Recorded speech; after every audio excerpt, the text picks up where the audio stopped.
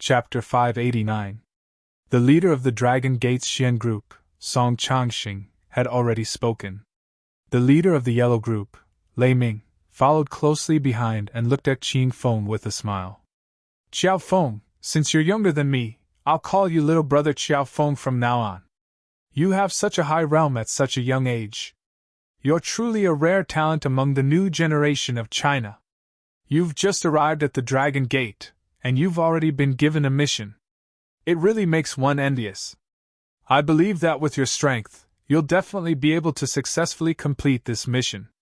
Of course, little brother Qiao Feng defeated the Southeast Tiger Yuan Fu at Devil Beast Mountain 3 days ago, and you beat the capital's Tiger Qi Wan Jun into a cripple.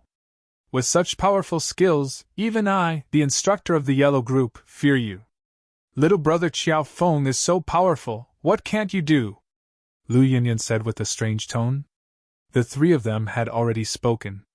On the surface, it looked like they were congratulating Qin Feng in advance, but Qin Feng could tell that none of them had good intentions. It was clearly a difficult mission, but the three of them made it sound like it was easy. If Qin Feng really completed this mission, then it would become an ordinary task for Si Kong, and he might not even get much credit. However, if he didn't complete this mission, then it would mean that Qin Feng was incompetent. He couldn't even complete such a simple mission. These three old foxes were each more shrewd than the other. Qin Feng had only just seen the three of them, but he felt waves of pressure. Ha ha! Thank you, Group Leader Song, Group Leader Lei, and Instructor Lu for your blessings. I've just joined the Dragon Sect, and there are still many things I don't understand. I don't know anything about this mission, but I heard what the three seniors said just now. I think this mission is very simple. Group Leader Lei just said that he envies me. Since I'm a newcomer, I'm willing to give up this mission to you. When the mission is completed, all the rewards and merits will be given to you, Group Leader Lei.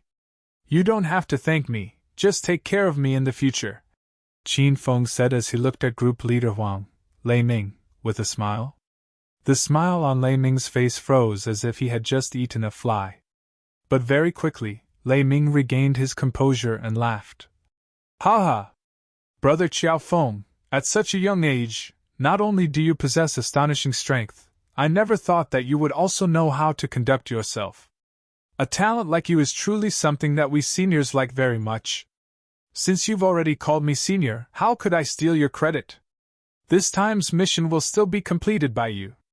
I wish you good luck in obtaining your contribution as soon as possible. At that time, I'll represent the Huang group to invite you to join us. For Lei Ming to be able to become the team leader of the Dragon Gate's Huang group, not only was he extremely powerful, but he was also very smart. With just a few words, he had returned the trap that Qin Feng had dug for him. Qin Feng had already guessed that things would be like this. He smiled faintly and his gaze fell on Lu Yunyan. Instructor Lu, since Group Leader Huang cherishes talent and isn't willing to accept my filial piety, then I'll give this mission to you. I believe that with Instructor Lu's strength, you'll be able to complete this mission in minutes. An ominous glint flashed in Lu Yunyan's eyes. He laughed and said, Brother Qiao Feng, aren't you looking down on me? Since Leader Huang gave me such a great opportunity, why would I steal the credit from a newbie like you? You should take this mission, and the credit will naturally be yours. Qin Feng wanted to ask Song Changxing again, but before Qin Feng could speak, Song Changxing said first. Qiao Feng, the mission was assigned by the higher-ups to you and Group Leader Yan to complete. Naturally, they wouldn't give it up just like that. You just came to the Dragon Gate, so you don't know the rules. I'll let it go this time, but don't say such stupid things next time. In the end, the mission still fell on Qin Feng's head, but Qin Feng had already gained the upper hand in the secret fight just now. Originally, Song Changxing and the other two saw that Qin Feng was a newbie, so they wanted to use Qin Feng as a chess piece. As long as Qin Feng completed this mission, the three of them would split the credit. However, after Qin Feng's battle of wits and courage, the three of them clearly stated that the mission would be done by Qin Feng, and they would definitely not steal the credit from Qin Feng. Yan Wu Xuan had been sitting quietly at the side, watching the battle of wits and courage between Qin Feng and Song Changxing and the other two. Yan Wuxuan had stayed in the Dragon Gate for a long time, so she naturally knew about the intrigue and deception within the Dragon Gate. It was definitely a palace fight or a family fight for inheritance. However, Yan Wuxuan knew Qin Feng too well. He was never one to suffer losses, and the current situation was just as Yan Wuxuan had guessed. All right, since everyone knows each other and the mission has been arranged, I'll take my leave first. I still have some matters to attend to. Song Changxing suddenly stood up and walked out of the room with an expressionless face. Brother Qiao Feng, I'll be waiting for your good news. Lei Ming stood up, smiled at Qin Feng, and walked out of the room. Wu Xuan, this mission is to test whether Qiao Feng has the ability to join the Dragon Gate. Although you're his partner, don't work too hard in this mission. Even if you fail this mission, the higher-ups won't blame you. Lu Yunduan, who looked as delicate as a woman, didn't even look at Qin Feng.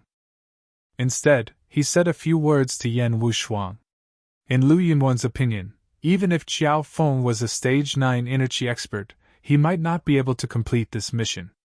After all, the William family of America was not that easy to deal with. The three of them came and left abruptly. Only Qin Feng and Yan Wuxuan were left in the room.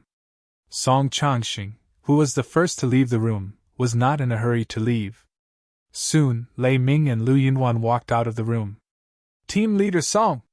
The two of them greeted Song Changxing respectfully as soon as they walked out of the room.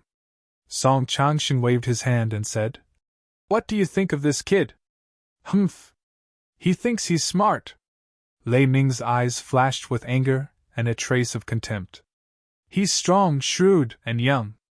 It would be great if he could be of use to us. If he doesn't know what's good for him, we'd better get rid of him as soon as possible. Lu Yunduan, who exuded a feminine aura, said with a murderous look in his eyes. Song Changxing nodded slightly and said, Let's wait for him to finish this mission first. Who knows, if he messes up the mission, the higher-ups of the Dragon Gate will send someone to get rid of him. What's there for us to worry about? Yes, Team Leader Song! Lu Yunduan and Lei Ming replied simultaneously. Team Leader Yen, now that the annoying flies are gone, shall we do something interesting? Qin Feng's eyes fell on Yan Wuxuan's plump breasts. He looked as if he wanted to eat them up. Yan Wuxuan was used to Qin Feng's behavior. She was too lazy to reprimand Qin Feng. She said with a cold face, If you knew that those three men have joined forces to suppress you, would you still have the same thoughts? Qin Feng looked indifferent. Apparently, he had already thought of this. If I cry for 3 days and 3 nights, will they stop suppressing me? If that's the case, I'll cry right now. Yan Wuxuan's beautiful eyes flashed with a strange light. She looked at Qin Feng for a long time and said, Then I wish you good luck and can successfully complete this mission. Your identity as a teacher in Jindu University has been settled. You can report there at any time. Yan Wuxuan stood up and was about to leave. Apparently, she was going to leave alone. Looking at Yan Wuxuan's disappearing figure, Qin Feng suddenly said, At least I have you as a friend in the Dragon Gate, right? That's more than enough. Yan Wuxuan's delicate body trembled. Immediately, she calmed down and disappeared into the street as if nothing had happened. A while after Yan Wuxuan left, Qin Feng finished his cup of tea and slowly walked out of the Dragon Gate space. Strolling leisurely on the streets of martial artist town, Qin Feng recalled the time when he and Lu Jia went to the same medic hall and the blacksmith shop to turn in the mission. Qin Feng hastily spat on the ground a few times. How could he miss the memory of a fat, tanned, stinky man? Duong. Qin Feng lowered his head and was lost in his thoughts. Suddenly he bumped into something soft. It was so bouncy that Qin Feng's face bounced back. You beast! How dare you attack my chest? A feminine voice was heard, followed by a flash of cold light. Fortunately, Qin Feng had broken through to stage 6 inner qi. Otherwise he would have been hit in the vital part of his body. Panting with rage, Qin Feng looked at the person in front of him. It was a woman he knew. Ren Xiaoyao pouted and her pretty face was flushed red. She stared angrily at Qin Feng with her large, watery eyes. She wore a fiery red, tight-fitting qipao, which perfectly outlined her voluptuous figure. She held a silver flexible sword in her hand, and she looked like a fairy that had fallen out of paradise. Qin Feng smirked when he saw Ren Xiaoyao. The last time Qin Feng visited St. Medic Hall in Martial Artist Town, he said that St. Medic Hall was a black market. At that time, Ren Xiaoyao was unhappy and quarreled with Qin Feng. In the end, Qin Feng touched Ren Xiaoyao's slender waist and ran for his life. Qin Feng was no match for Ren Xiaoyao when she was a stage 6 inner qi cultivator. Now that Ren Xiaoyao had broken through to stage 7 inner qi, Qin Feng was no longer afraid of her. "Yo, what a cute and pretty girl! How about you come home with me and be my maid?" Qin Feng recklessly sized up Ren Xiaoyao's figure and spoke nonsense. Ren Xiaoyao was so angry that her delicate body trembled. As the pearl of St. Medic Hall, she had never been stared at like this before. Not to mention such frivolous words.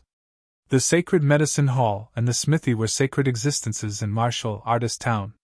The pills and weapons they sold were the two types of items that martial artists needed the most. Even a powerful martial artist would not dare offend the people from these two shops. Even the waiters didn't dare to bully them, let alone the princess of St. Medic Hall. "Scumbag, you're courting death!" Ren Xiaoyao was cute and mischievous when she was angry. However, this little girl was also extremely dangerous. If one was not as skilled as Qin Feng, it would be best not to provoke this little princess. Otherwise, she would hack him into pieces. Whoosh! Whoosh! Chapter 590.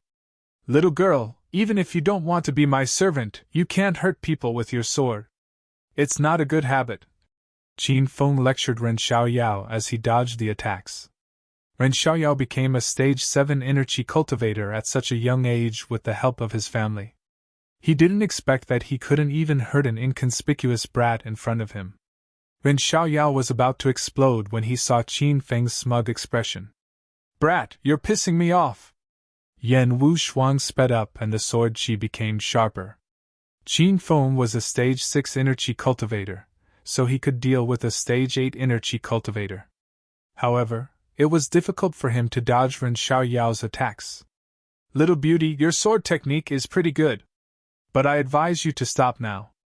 Don't regret it when I'm done with my sword." Qin Feng's expression turned cold. Since when did Ren Xiaoyao ever admit defeat? Not only did the silver soft sword in her hand not stop, but it also danced around like snowflakes. Every sword flower was filled with coldness, and Qin Feng felt like he was going to die. An orange-grade spirit sword appeared in the hands of Qin Feng, who had been dodging all this while. Holding the spirit blast sword in his hand, Qin Feng simply slashed at the sky. A stream of sword qi, which seemed to have condensed into a solid form, slashed at Ren Xiaoyao. "What kind of sword technique is this? How can it be so powerful?" Ren Xiaoyao opened her mouth wide in shock. She had a cute look on her face as she felt a strong sense of danger. Before the sword qi could injure her, she quickly leaped away. In a breath's time, she had retreated dozens of meters away. The sword qi disappeared as the sword qi faded away. Qin Feng stood there alone with his sword. He realized that the sword qi produced by the 9 strategies beyond the swords had become more powerful after his breakthrough, and he was very satisfied with it. "How is it? Do you know how powerful I am now? Do you want to learn the sword technique that I just showed you? If you come home with me, I'll teach you." Qin Feng looked at Ren Xiaoyao with a smile. Ren Xiaoyao's pretty face was puffed up with anger as she looked at Qin Feng snappily. She was already shocked by Qin Feng's sword. The family behind Ren Xiaoyao was extremely powerful. Whether it was elixirs or secret manuals, they were all very rich. Ren Xiaoyao liked the way of the sword, so she chose the mystic grade moon shyness sword art to cultivate from a young age. This sword art could only be cultivated by a virgin girl to the large success stage. Although Ren Xiaoyao had not cultivated the moon shyness sword art to the large success stage, she had reached the small success stage. What's more, this sword technique was a mysterious rank sword technique, which was extremely rare in China. She never thought that Qin Feng would be able to break through it with one move. It truly blinded Ren Little Yao's adorable eyes. Humph! What a bullshit sword technique! It's so lousy, I don't want to learn it! No matter how shocked she was, Ren Xiaoyao didn't want to show it in front of Qin Feng. She hated Qin Feng to death. Ren Xiaoyao had only hated two people in her life. One was the strange man with the wolf mask who had taken advantage of her in St. Medic Hall half a month ago, and the other was this stinky man with an extremely ordinary appearance. Forget it if you don't want to learn it. I'm leaving. Qin Feng knew that Ren Xiaoyao was afraid of his skills, so she didn't dare to attack him. Qin Feng didn't have any ill intentions towards Ren Xiaoyao. Instead, he felt that this girl was very cute. Teasing her was one of the joys of life. Hey! Who said you can leave? Stop right there! Ren Xiaoyao hurriedly shouted when she saw Qin Feng was about to leave. Qin Feng stopped, turned around, and shook his head. His elegant hair danced in the wind. No matter how Ren Xiaoyao saw him, at least Qin Feng felt that he was extremely handsome at this moment. Beauty, is there anything else? Qin Feng smiled like a gentleman. Ren Xiaoyao was so disgusted by Qin Feng that she almost vomited. She said unhappily, You just bumped into my chest, and you want to leave just like that? In your dreams? Qin Feng looked at Ren Xiaoyao in surprise. He looked around and asked doubtfully, Did I bump into Mrs. Pet Bear? Where is it? Is it flat? Why, you're shameless! Ren Xiaoyao knew that Qin Feng was pretending to be dumb. She was so angry that she couldn't speak. Qin Feng said with a straight face, How am I shameless? If I really bumped into Mrs. Bear, then I'll compensate you. But don't you see any bears around here? Ren Xiaoyao couldn't hold it in anymore. She screamed, It's not a pet bear. It's my 30-60 breasts. Do you understand? Yes, yes, yes. I understand this very well. Then, can I help Miss Ruro? Qin Feng leaped and arrived beside Ren Xiaoyao. A fragrant scent wafted from Ren Xiaoyao's body. Ren Xiaoyao hurriedly crossed her arms and looked at Qin Feng warily. What do you want? I'm telling you, I'm the daughter of the Saint Medic. You're dead meat today. Qin Feng knew that Ren Xiaoyao was from the Saint Medic, but he didn't expect her to be the daughter of the Saint Medic. This identity was incredible. Qin Feng was worried sick. He hurriedly said, Oh my God! So you're the young miss of St. Medicine Hall. It's all my fault, it's all my fault. But my family is poor, and I can't afford to pay for it. How about I give young miss a massage for a while, and you let me go? Humph, that's more like it. It's good that you know to admit defeat. Then you... Ren Xiaoyao was pleased to see that Qin Feng's attitude had softened. However, when she realized Qin Feng's words, she was so angry that her lungs were about to explode. What are you talking about? You're going to piss me off. Miss, are you going to massage your breasts or not? If you're not, I'm leaving. When Qin Feng saw that the situation was not good, he wanted to run away. Yan Wu Xuan was watching Qin Feng, so how could she let him run away? Brat, tell me your name. I'm going to make you regret offending me today. Yan Wu Xuan raised her silver flexible sword. She looked like she was going to fight Qin Feng again. Suddenly, Qin Feng's expression changed. He said coldly, Miss, I've already apologized to you and promised to massage your breasts. But you're using your background to bully me. I hate people like you the most. How can you say that I bumped into your chest? Force is mutual. I can say that you bumped into my head with your chest on purpose. Qin Feng held his head high and puffed out his chest. He had an unyielding spirit. Ren Xiaoyao was stunned. It was her first time seeing such a shameless man in front of her. You're saying that I bumped into you with my chest? Why don't you go home and look at yourself in the mirror? Do you think you're Andy Lau? You look like Song Xiaobao. Do you think I'm blind? Ren Xiaoyao placed her hands on her hips. Qin Feng curled his lips. He was embarrassed to say that he was handsome. You bumped into me with your chest anyway. It doesn't matter what you say. Ren Xiaoyao was furious. She pointed at Qin Feng and said, You. Just you wait. I'll go back to the sacred medic hall to call for help. You're dead today. Ren Xiaoyao was about to call for help in a huff. However, before she could leave, Qin Feng suddenly fell to the ground. He held his head and cried out in pain. Ouch! Everyone, come and look. The sacred medic hall's miss is bullying others. She bumped someone's head with her chest and wants him to compensate her. Is there any justice in this world? So what if you have big breasts? Qin Feng screamed at the top of his lungs as he lay on the ground. This attracted the attention of many martial artists who were strolling around. Ren Xiaoyao's beautiful face instantly flushed red. Some of it was because she was angry, but most of it was because she was extremely shy. She was the sacred medic hall's Mississippi. If word of this got out, Ren Xiaoyao would be too ashamed to live. Seeing many martial artists gathering around, Ren Xiaoyao was extremely embarrassed. She glared at Qin Feng and quickly ran away. Brat, I'll remember you. Don't ever come to martial artist town again. Otherwise, I won't let you off. As soon as Ren Xiaoyao ran away, Qin Feng stood up and said to the crowd, Hee, it's fine now. Everyone, be careful of that woman in the red cheongsam and the sacred medic hall. She may be beautiful, but she has a venomous heart. How dare she attack my chest? Fortunately, my head is hard. Otherwise, it would have been broken. The news of the fight between the exchange students from the Saint Second Medical Institute and the students from the medical college had already spread across the entire provincial capital university. Everyone was missing Teacher Qin Feng's voice.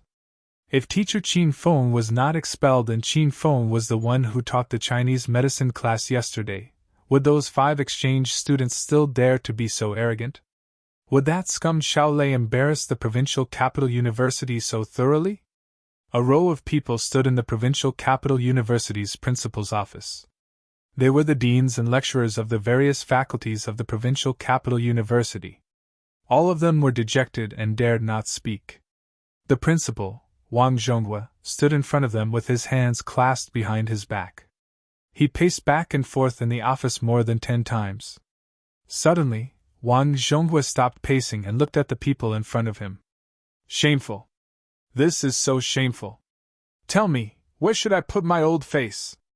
Everyone lowered their heads and remained silent like children who had done something wrong. Among the crowd, there was a man who was trembling from head to toe. He was more nervous and afraid than the others. His legs were shaking violently because he was the main reason why the provincial capital university's reputation was ruined. Instructor Shaolei, don't you have anything to say? Wang Zhonghua glared at Shaolei and asked in annoyance. Shaolei was so scared that he almost fell to the ground. He thought it would be enough to please the students from the Saint Second Medical Institute, but he did not expect that the principal would still be furious. Wang Zhonghua was even angrier when Shaolei remained silent. He continued, Do you know what the provincial capital university's students are saying about our university? An inferior school that worships foreign things, a school that only knows how to read in class. Do you know how Professor Mike and the other lecturers from the Saint Medical Institute looked at me? Their eyes were filled with disappointment and mockery. How can I continue to be the principal of the provincial capital university? What a good university it was! Did I ruin it? Wang Zhonghua was really angry. The exchange conference had not even officially started, but the provincial capital university had already suffered a crushing defeat. The deans and lecturers in front of him were silent. Shaolei was so scared that he held his breath and broke out in a cold sweat. The principal's office fell into a dead silence. Even the sound of a pin dropping could be heard. But at this moment, a leisurely voice rang out. Chapter 591. An unfamiliar voice came from the door. Everyone in the office looked at the man standing at the door. The man was dressed in a well-ironed and handsome suit. He was tall and straight, but his face was too ordinary. It was easy to forget him after one look. Who are you? Wang Zhonghua did not know the man in front of him, so he suppressed his anger and asked, "Hello, Principal Wang. Are you having a meeting? I hope I'm not disturbing you." Xiao Feng walked into the office with a smile as if he was in his own home. He took a chair and sat down. Wang Zhonghua and the dozen professors and deans stood and looked at Xiao Feng. Xiao Feng was embarrassed by their stares. "Why is everyone standing? Come, take a seat. Make yourself at home. Don't stand on ceremony with me." Qin Feng chuckled as he greeted everyone. He made it sound like this was his territory. "You're right." Wang Zhonghua was already having a headache because of the exchange meeting. Now that he was angered by Qin Feng, he glared at Qin Feng and asked, "Who are you? We are having an important meeting. Please leave." "Principal Wang, I'm Xiao Feng. I'm a new teacher and I'm here to report for duty." Xiao Feng looked at Wang Zhonghua with a smile. Wang Zhonghua's expression changed slightly when he heard the name Xiao Feng. Yesterday, the director of the Ministry of Education personally called Wang Zhonghua to arrange a teacher in provincial capital university. Wang Zhonghua was puzzled at that time. Who was Xiao Feng to the director? Not only did Wang Zhonghua make a phone call to arrange a good position, but Xiao Feng was only an ordinary Chinese medicine teacher in the medical college. Wang Zhonghua looked at Xiao Feng again. The more he looked at Xiao Feng, the more ordinary he felt this person was. Wang Zhonghua had to discuss the follow-up of the exchange student, so he had no time to take care of Xiao Feng. He said, "You are Xiao Feng. I've arranged everything. You can go to the medical college anytime you want. I have something important to do now, so I won't be taking you to class. Go find a female teacher named Chang Xian and ask her to arrange it for you." "Thank you, Principal Wang." Qin Feng nodded at Wang Zhonghua. He had no intention of leaving. Wang Zhonghua frowned and asked Qin Feng, "Professor Xiao Feng, is there anything you don't understand?" "Nothing." "Then you can leave first. We still have business to discuss." Wang Zhonghua was about to die from anger.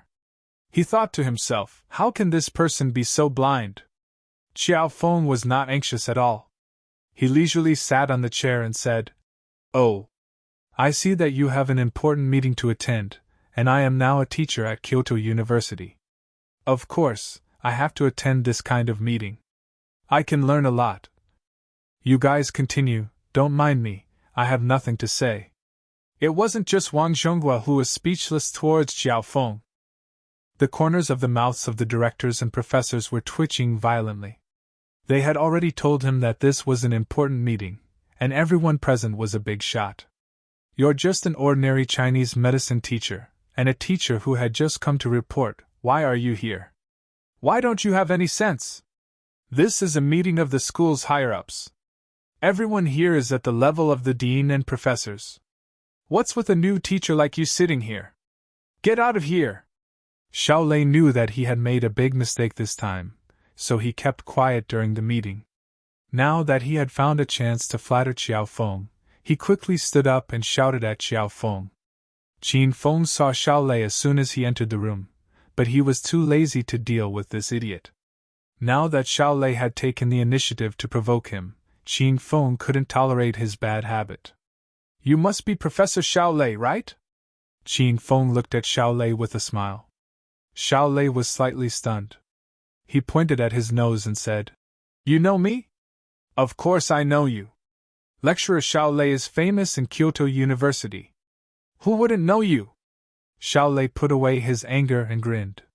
He looked at Qin Feng and said, "Haha, brother Xiao Feng, you're flattering me. I, Xiao Lei, am indeed very accomplished in the field of Western medicine, and I'm deeply loved by my students. However, there's always someone better than you, so we teachers should be humble. I've always lived by the principle of neither arrogance nor rashness. I've always kept a low profile, but I still accidentally became the focus of Kyoto University. This is really a pleasant surprise." Xiao Lei didn't expect the new teacher, Xiao Feng, to know about him. He became complacent. "I don't know if what Professor Xiao Lei said is true or not. The reason I know about you is that on my way here from the campus, the students were cursing a teacher named Xiao Lei. They said that he has bad teaching skills and only knows how to read books. They said that he has a big head, big ears, and triangular eyes. The most shameful thing is that he is subservient to foreign exchange students and fawns over them. Sigh, this kind of person is a disgrace to Huaxia. Qin Feng was absolutely merciless when he scolded Xiao Lei. The smile on Xiao Lei's face suddenly froze.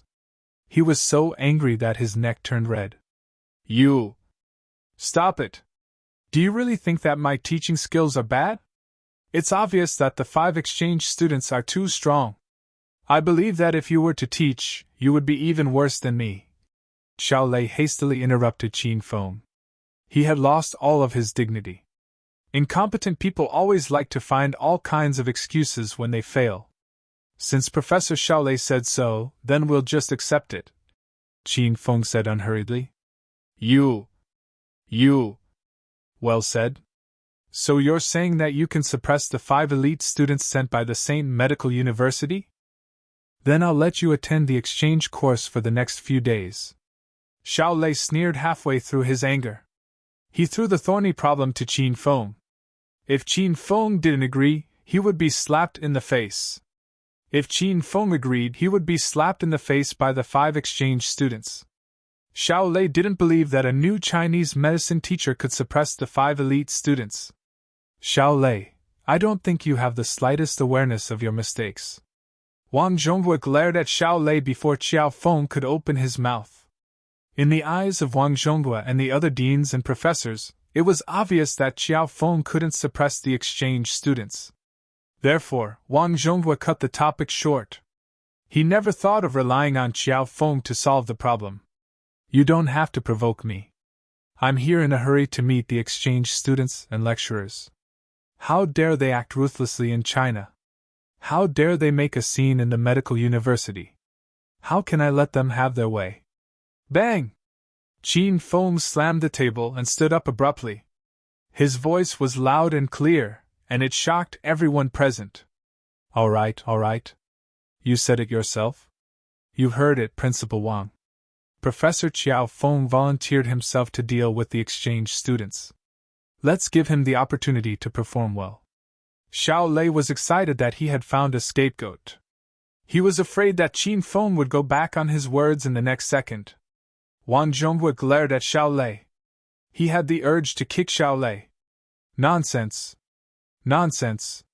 Qiao Feng, go and find Professor Chang Xian first.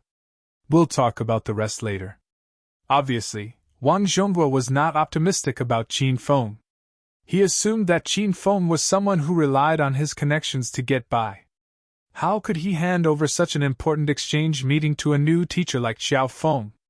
Qiao Feng knew that he could not convince Wang Zhonghua in a short time, so he left.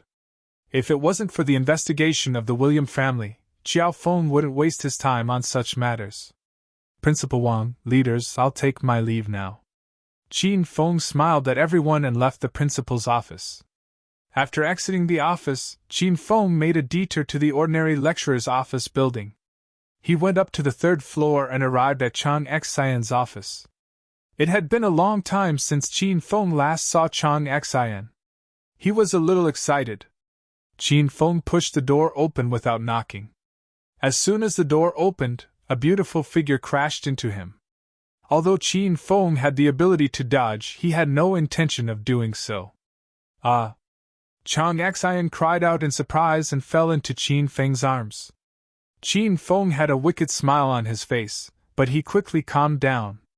He frowned and wrapped his arm around Chang Xian's slender waist. He asked nervously, Professor, are you all right? I was just about to enter the office, but I didn't expect you to come out at the same time. Did I scare you? Chang Xian was indeed frightened. She was about to go to the campus for a walk, but she bumped into a tall man as soon as she stepped out of the door. Her heart was still racing. Let go of me first. Chang Xian felt her waist being touched by Qin Feng. Her chest was pressed tightly against his chest. Chang Xian was not used to such intimate behavior. Qin Feng took a whiff of Chang Xian's familiar fragrance and released her. Chang Xian was still wearing her signature black silk dress and black high heels. She looked very mature and alluring, and her temperament was very similar to Liu Chen's. Who are you? Chang Xian sized up Qin Feng. She had never seen such an ordinary-looking man before. Qin Feng smiled and extended his hand. My name is Xiao Feng. I have just joined the provincial capital university as a teacher. I just went to Principal Wang's office to report for duty. He asked me to look for you to make arrangements for me. Chang Xian did not have the habit of shaking hands with men. She usually ignored male teachers when she saw them. Oh, I see. What class are you teaching? Seeing that Chang Xian had no intention of shaking hands with him, Qin Feng smiled and withdrew his hand. Professor Chang Xian, I just washed my hands after peeing. Do you think my hands are dirty? Chang Xian did not expect Qin Feng to answer her question with such a disgusting question.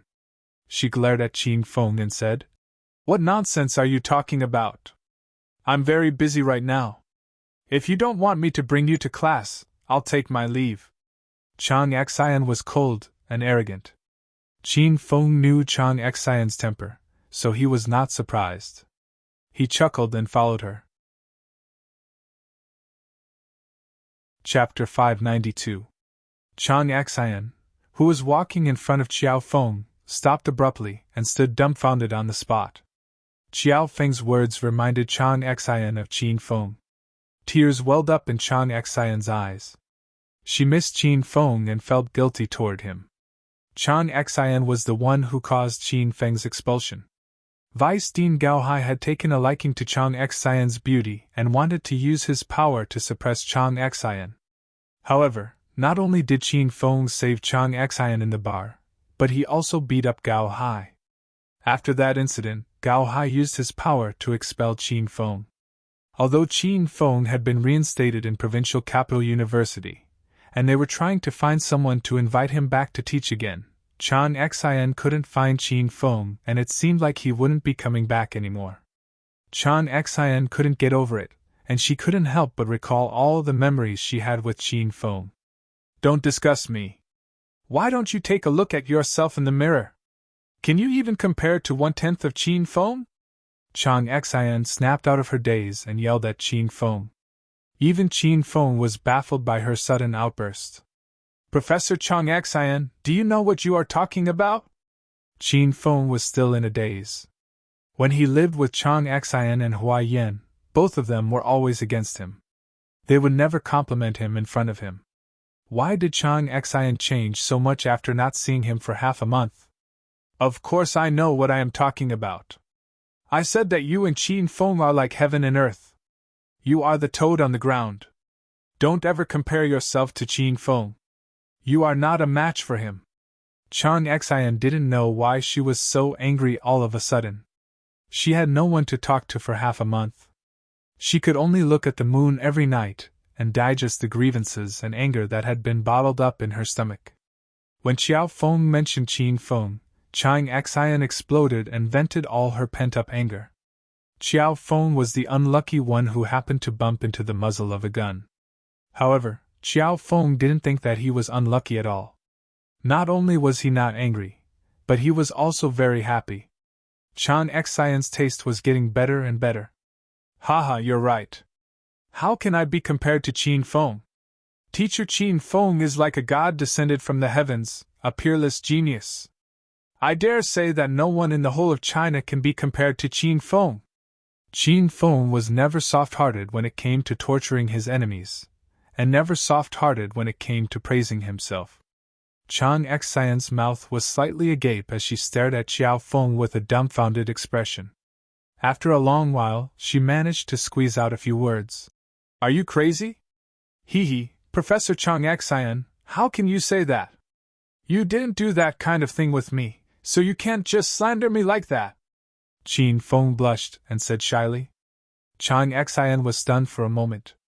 It took her a long time to regain her composure. She was so angry that her face turned pale. You're crazy! You're crazy! Chang Xian didn't want to waste her breath with Xiao Feng. She thought that Xiao Feng was crazy. Chang Xian quickened her pace and headed to the medical college. She wanted to bring Qin Feng to the medical college as soon as possible so that she wouldn't talk to an idiot like him anymore. Chang Xian kept a straight face, and Qin Feng didn't want to disturb her. He deliberately slowed down his pace and followed behind Chang Xian, admiring the way Chang Xian's sexy buttocks swayed as she walked. At the same time, outside the classroom of Provincial Capital University's medical college, 3 teams occupied their respective corners and formed a triangular formation. It was as if the 3 countries were competing for hegemony. The 3 teams consisted of students from Class 1, Class 2, and the 5 elite exchange students from the same medical college. The news that the 5 exchange students from the same medical college defeated Class 1 of the medical college had spread like wildfire in the campus. However, the exchange meeting didn't officially start yesterday, so Willis and the other 4 students could only leave in a huff. Today was the first day of the exchange meeting, and the 5 of them came to the medical college again to slap the face of the medical college. Lu Jia, do you guys still have the cheek to stand up for me? I'm really stunned by your shamelessness. Your class has disgraced the medical school and the reputation of Kyoto University. Hurry up and get lost. Don't come back and slap the face of the medical school again. I'm starting to suspect that you've been bribed by the other party and are spies here, right? Gao Tianyao stood at the forefront of Class 2. He wore a white tang suit and held a wooden fan in his hand. He looked at the students from Class 1 with a playful smile on his face. Lu Jia and Hua Yan stood at the forefront of Class 1 and glared at Gao Tianyao angrily. Gao Tianyao was the leader of the 4 young masters of Provincial Capital University. Before Qin Feng's arrival, no one had ever dared to offend Gao Tianyao. Even Lu Jia had to swallow his anger in front of Gao Tianyao. Even when Gao Tianyao slapped him in front of everyone in class, Lu Jia did not dare to retaliate. However, everything changed after Qin Feng's arrival. Lu Jia was no longer the cowardly Lu Jia, and the medical college's Class 1 was no longer a disunited class. They were united and had a new soul. Even if Qin Feng was gone, the strongest class would still exist as long as the new soul was still there. Shut up, Gao Tianyao! Why didn't I see you shouting and fighting when Professor Qin Feng was here? Now you're showing off in front of everyone? What a disgrace! Lu Jia pointed at Gao Tianyao and rebuked him. Gao Tianyao's face turned ashen. How could a piece of trash like Lu Jia talk back to him? It was all because of Qin Feng. Gao Tianyao hated Qin Feng the most. Qin Feng was the bad guy who dragged him down from his pedestal. But soon, Gao Tianyao burst into unbridled laughter. Ha! Qin Feng? Where is he? Why don't you call him out and let me have a look at him? Without Qin Feng's support, your class is just a pile of dog shit. I don't even have the desire to step on you guys. Before Willis and the other 4 could challenge the medical college students, they saw the students from the 2 classes fighting among themselves. The 4 male students shook their heads and sighed. Their eyes were filled with disdain.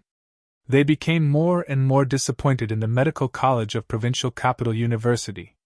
How could a medical college like this be ranked among the top 3 in Huaxia Chinese Medicine Academy? It was even worse than a diploma mill. Someone fainted! Someone in the crowd suddenly shouted, attracting everyone's attention.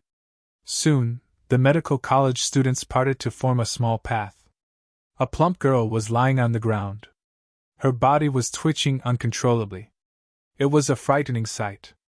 What's going on? Is she suffering from a heat stroke? A student guessed. What's wrong with you? It's almost the winter solstice. Why don't you show me a heat stroke? A student retorted. The student who said that he suffered from a heat stroke was embarrassed. His face turned red. After a while, he shouted again. Who said that heat stroke is related to summer? It's caused by excessive heat. Look at that plump girl. She's wearing such a thick cotton-padded jacket in the middle of the crowd. She must have fainted from the heat. The student's mouth twitched. He didn't know how to refute. Her body is twitching more and more violently. Hurry up and call an ambulance.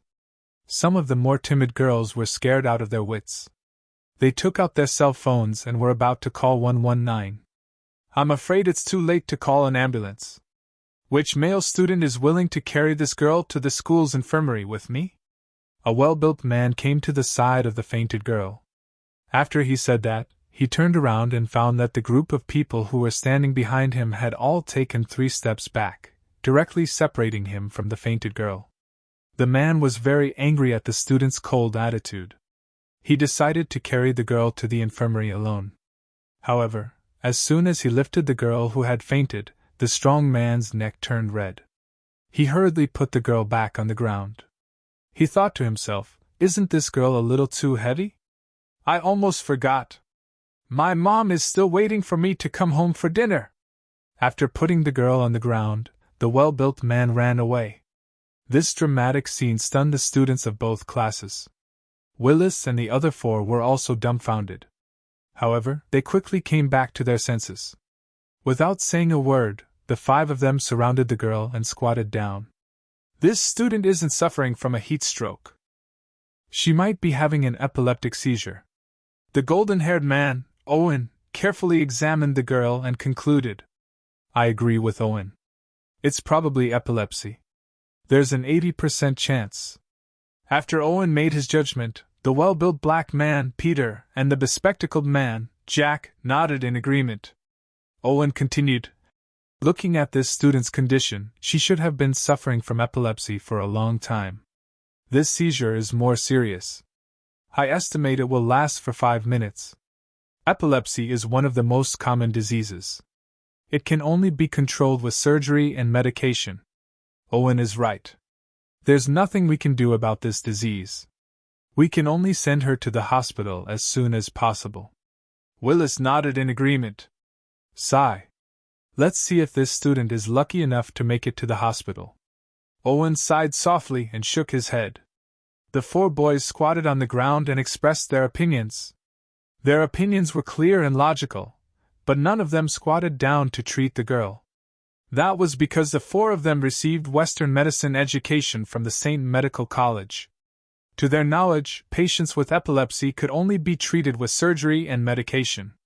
The possibility of recovery was very low, and they had no idea what to do at the moment. Avril did not say a word from the beginning to the end. Her eyes were a little unfocused, and no one knew what she was thinking. "What are you guys doing? You're squatting here and talking nonsense to the patients, but none of you are treating the patients. Is this the Western medicine that the St. Medical University has taught you?" Gao Tianyao suddenly stepped forward and looked at Owen and the other 4 with his head held high. The 5 of them were unhappy and stood up. Peter, the black man, took a step forward, glared at Gao Tianyao and shouted, "Don't talk nonsense if you don't know anything, kid. This student is having an epileptic seizure. Are you trying to treat her without medical equipment? You Chinese really like to brag." Chapter 593. Gao Tianyao's family was one of the 5 small families in the provincial capital. It was also a traditional martial arts family. Gao Tianyao had been trained by his family to practice martial arts since he was young. All kinds of cultivation resources were given to him. Therefore, he broke through to stage 4 inner chi at a young age.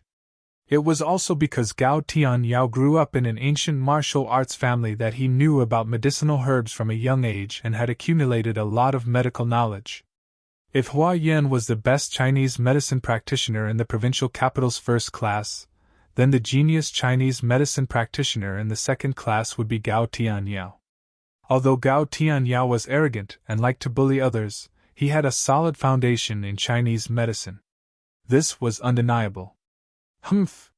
You can't cure her, but that doesn't mean I can either. Western medicine can't cure her, but it doesn't mean Chinese medicine can't cure her." Gao Tianyao spoke in an enigmatic manner as he slowly walked toward Peter. Peter's face turned red with anger.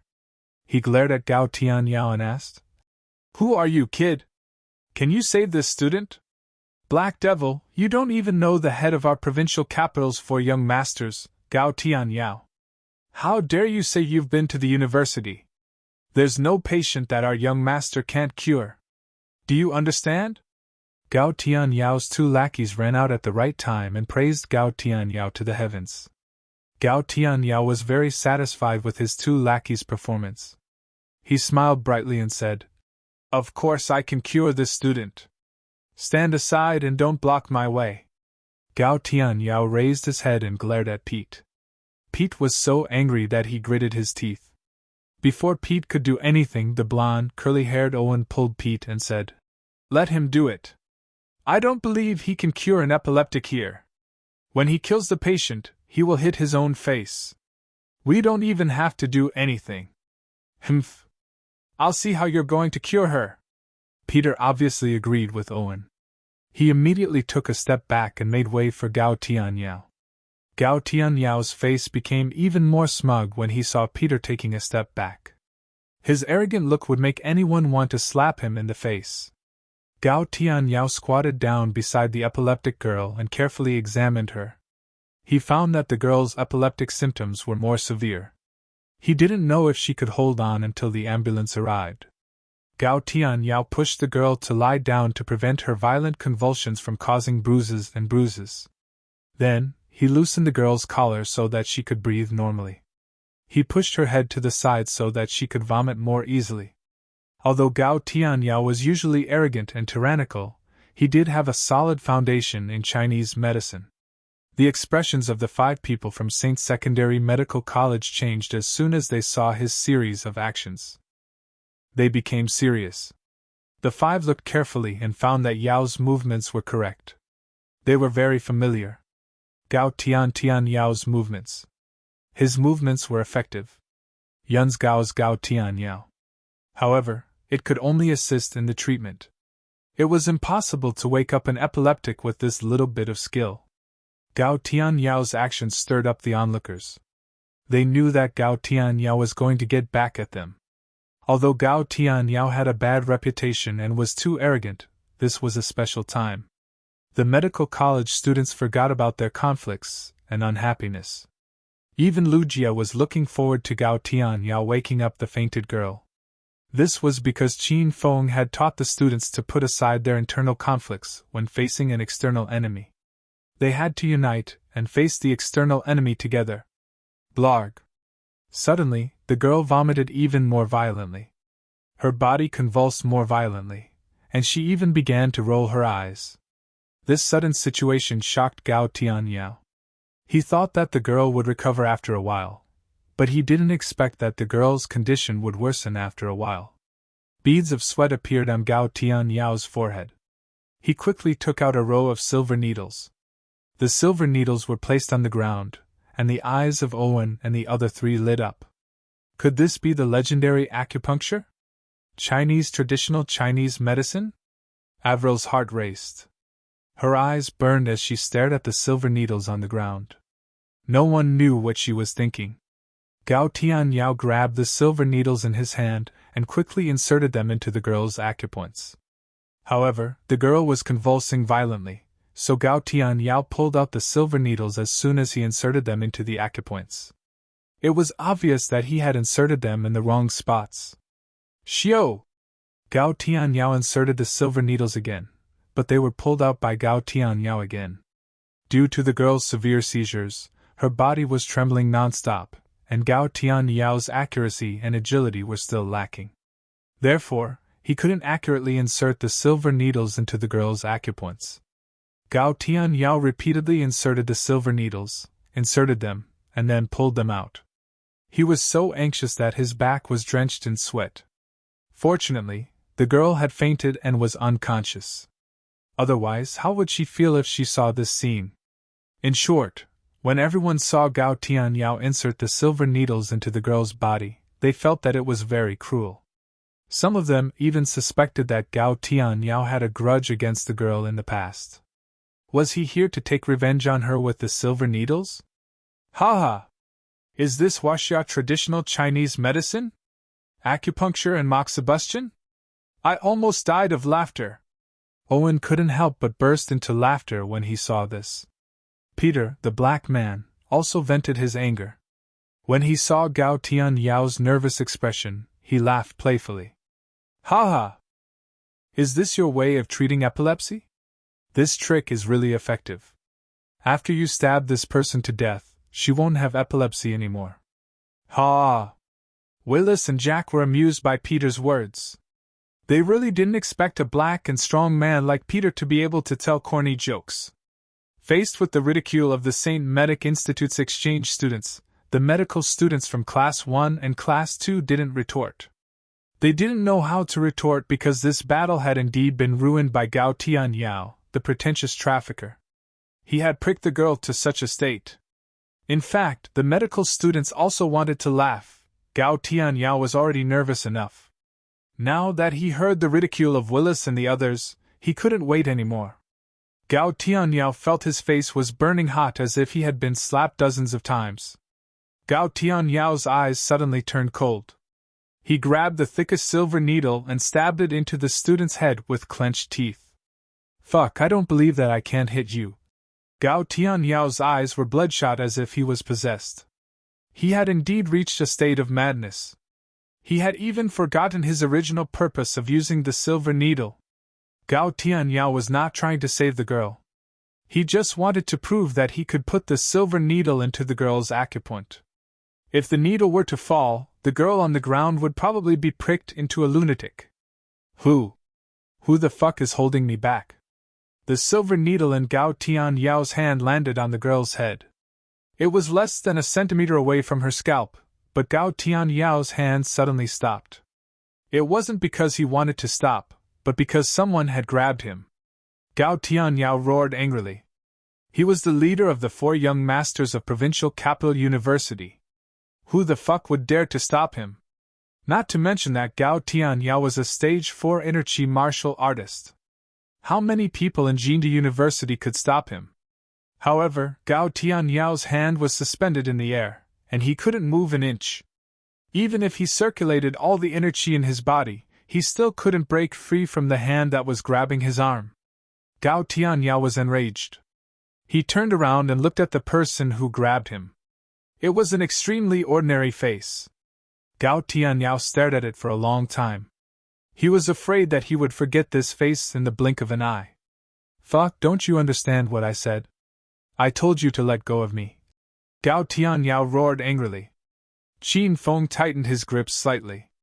With a smile on his face, he said in the tone of a senior educating a junior, "Student, how can you talk to me like that? Do you know who I am?" Gao Tianyao felt a sharp pain in his arm. It was so painful that he wanted to scream. However, there were so many people watching them. Gao Tianyao endured the pain until his neck turned red. Who are you? Let go of me first. Qin Feng didn't let go of Gao Tianyao. Gao Tianyao was the reason why he was expelled. Now that he saw Gao Tianyao, Qin Feng wanted to teach him a lesson. This brat was going to rebel. He almost stabbed a female student until she became an idiot. Humph! Listen carefully, brat. I'm Qiao Feng, a Chinese medicine lecturer at Provincial Capital University Medical College. Qin Feng introduced himself in a majestic manner. He felt like a leader of a country introducing himself. The noisy environment suddenly fell silent, as if the sound of a pin dropping could be heard. Everyone looked at Qiao Feng as if they had dementia. A Chinese medicine lecturer at a medical college? Is this guy here to steal Teacher Qin Feng's job? Does this mean that Teacher Qin Feng won't come back? That's great. No teacher will steal the prettiest girl from us anymore. Qin Feng didn't know what these students were thinking. Otherwise, he would have been infuriated. Qin Feng's hand was like a pair of pliers. He didn't let go of Gao Tianyao's arm. Gao Tianyao used all his strength, but he couldn't free himself from Qin Feng's grip. Who are you? Gao Tianyao's teeth chattered in pain. He felt that Qin Feng was going to crush his arm. Gao Tianyao calmed down. He was sure that this ordinary-looking man was not an ordinary man. What kind of monster was he to be able to trap him with one hand? Student, are you deaf? I told you I'm a new Chinese medicine lecturer at Provincial Capital University Medical College. Don't you remember? Qin Feng tightened his grip as he spoke. P.S. June is the season of harvest. I've ridden Hedonist Sovereign for almost a year, and it's time to reap the rewards. I hope everyone will continue to support me. Thank you very much. In June, I guarantee 3 chapters every day. More monthly votes, more gifts, and more breakouts.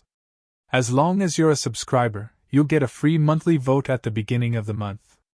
I hope everyone will vote for young Master Du. This is very important to him. Chapter 594. Ouch!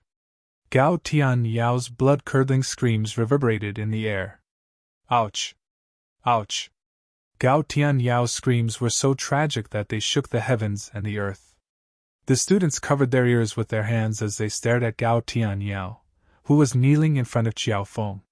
They never knew that this kid had the talent to be a best actor. Qin Feng was also shocked. He quickly released Gao Tianyao's arm and took 3 steps back before he patted his chest and steadied himself. Oh my God! Today is my first day here! Oh my God! It's my first day here! It's really an eye-opener. I didn't expect that there would be a student from the performance department of the Medical College of Kyoto University. I just grabbed your arm. Isn't your acting a bit too exaggerated? You all saw it just now. I didn't do anything.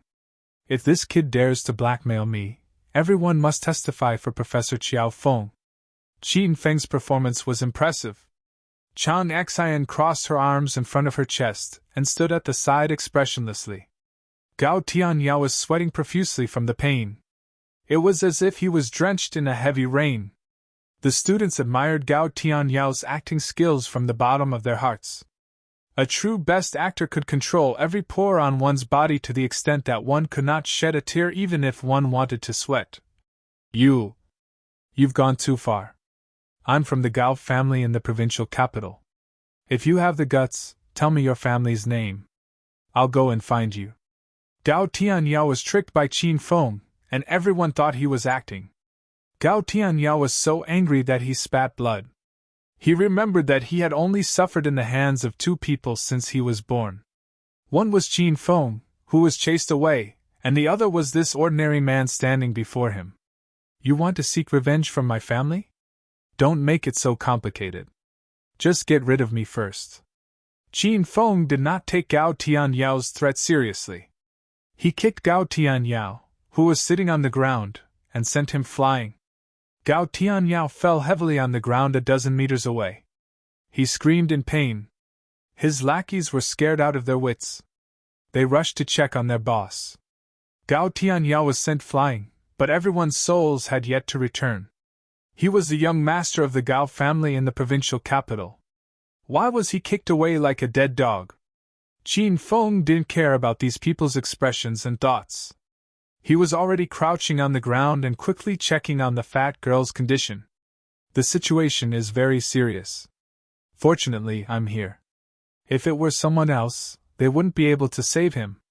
After examining the girl's condition, Qin Feng began to mutter to himself. All he said were words of praise. Qin Feng waved his hand and prepared to buy a set of silver needles from the system to show off. However, he discovered that he had temporarily lost contact with the system and there was still no response. Qin Feng sneaked a peek at his surroundings. He noticed that the students were still immersed in the shock of Gao Tianyao's kick. None of them noticed his embarrassing failure. Qin Feng felt relieved. He picked up the silver needles that Gao Tianyao had placed on the ground and waved them. Whoosh! Qin Feng's hands rose and fell, bringing along a gust of wind. He held 6 long needles in each of his hands and inserted them into 6 acupoints on the girl's body. Qin Feng's technique was simple and clean, without any fancy moves. The girl's body trembled even more violently than before. Earlier, Gao Tianyao was unable to insert needles into her body, but Qin Feng was able to insert 6 needles at the same time. It was easy to tell who was stronger between the 2 of them. Boom! The onlookers were in an uproar. Putting aside whether Qin Feng could really save the girl, his beautiful acupuncture technique was enough to shock everyone. He's so handsome! I've fallen in love with this new teacher. What should I do? I'm tempted too. Did you guys notice that even though he's not as handsome as Teacher Qin Feng, he's very similar to Teacher Qin Feng in other aspects? Qin Feng heard all the discussions in the crowd. He couldn't help but feel nervous when some students began to compare him with Qin Feng. The 5 exchange students from the same medical institute were also dumbfounded. They didn't expect Provincial Capital University to have such a powerful Chinese medicine teacher. Moreover, Qin Feng was a new teacher. After a brief moment of absent-mindedness, Qin Feng once again focused on treating the girl. Qin Feng had obtained the Book of 100 Herbs and the 5 Elemental Acupuncture Technique through the system's mission. The 5 Elemental Acupuncture Technique was extensive and profound. Qin Feng could cure both common and rare diseases. Moreover, when Qin Feng's realm reached a higher level, it would no longer be a myth for him to bring the dead back to life and regrow flesh and bones. Soon, 12 silver needles were inserted into the girl's body. Qin Feng stopped.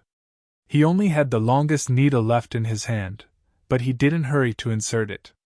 It was as if he was waiting for something. Everyone held their breath as if the silver needles in Qin Feng's hand could control their breathing. As long as Qin Feng didn't insert the needle, no one dared to take a deep breath. Whoosh! Qin Feng's movement was too fast. Before anyone could figure out how he inserted the needle, the longest needle had already pierced into the girl's neck near the artery. Buzz! Buzz, buzz, buzz!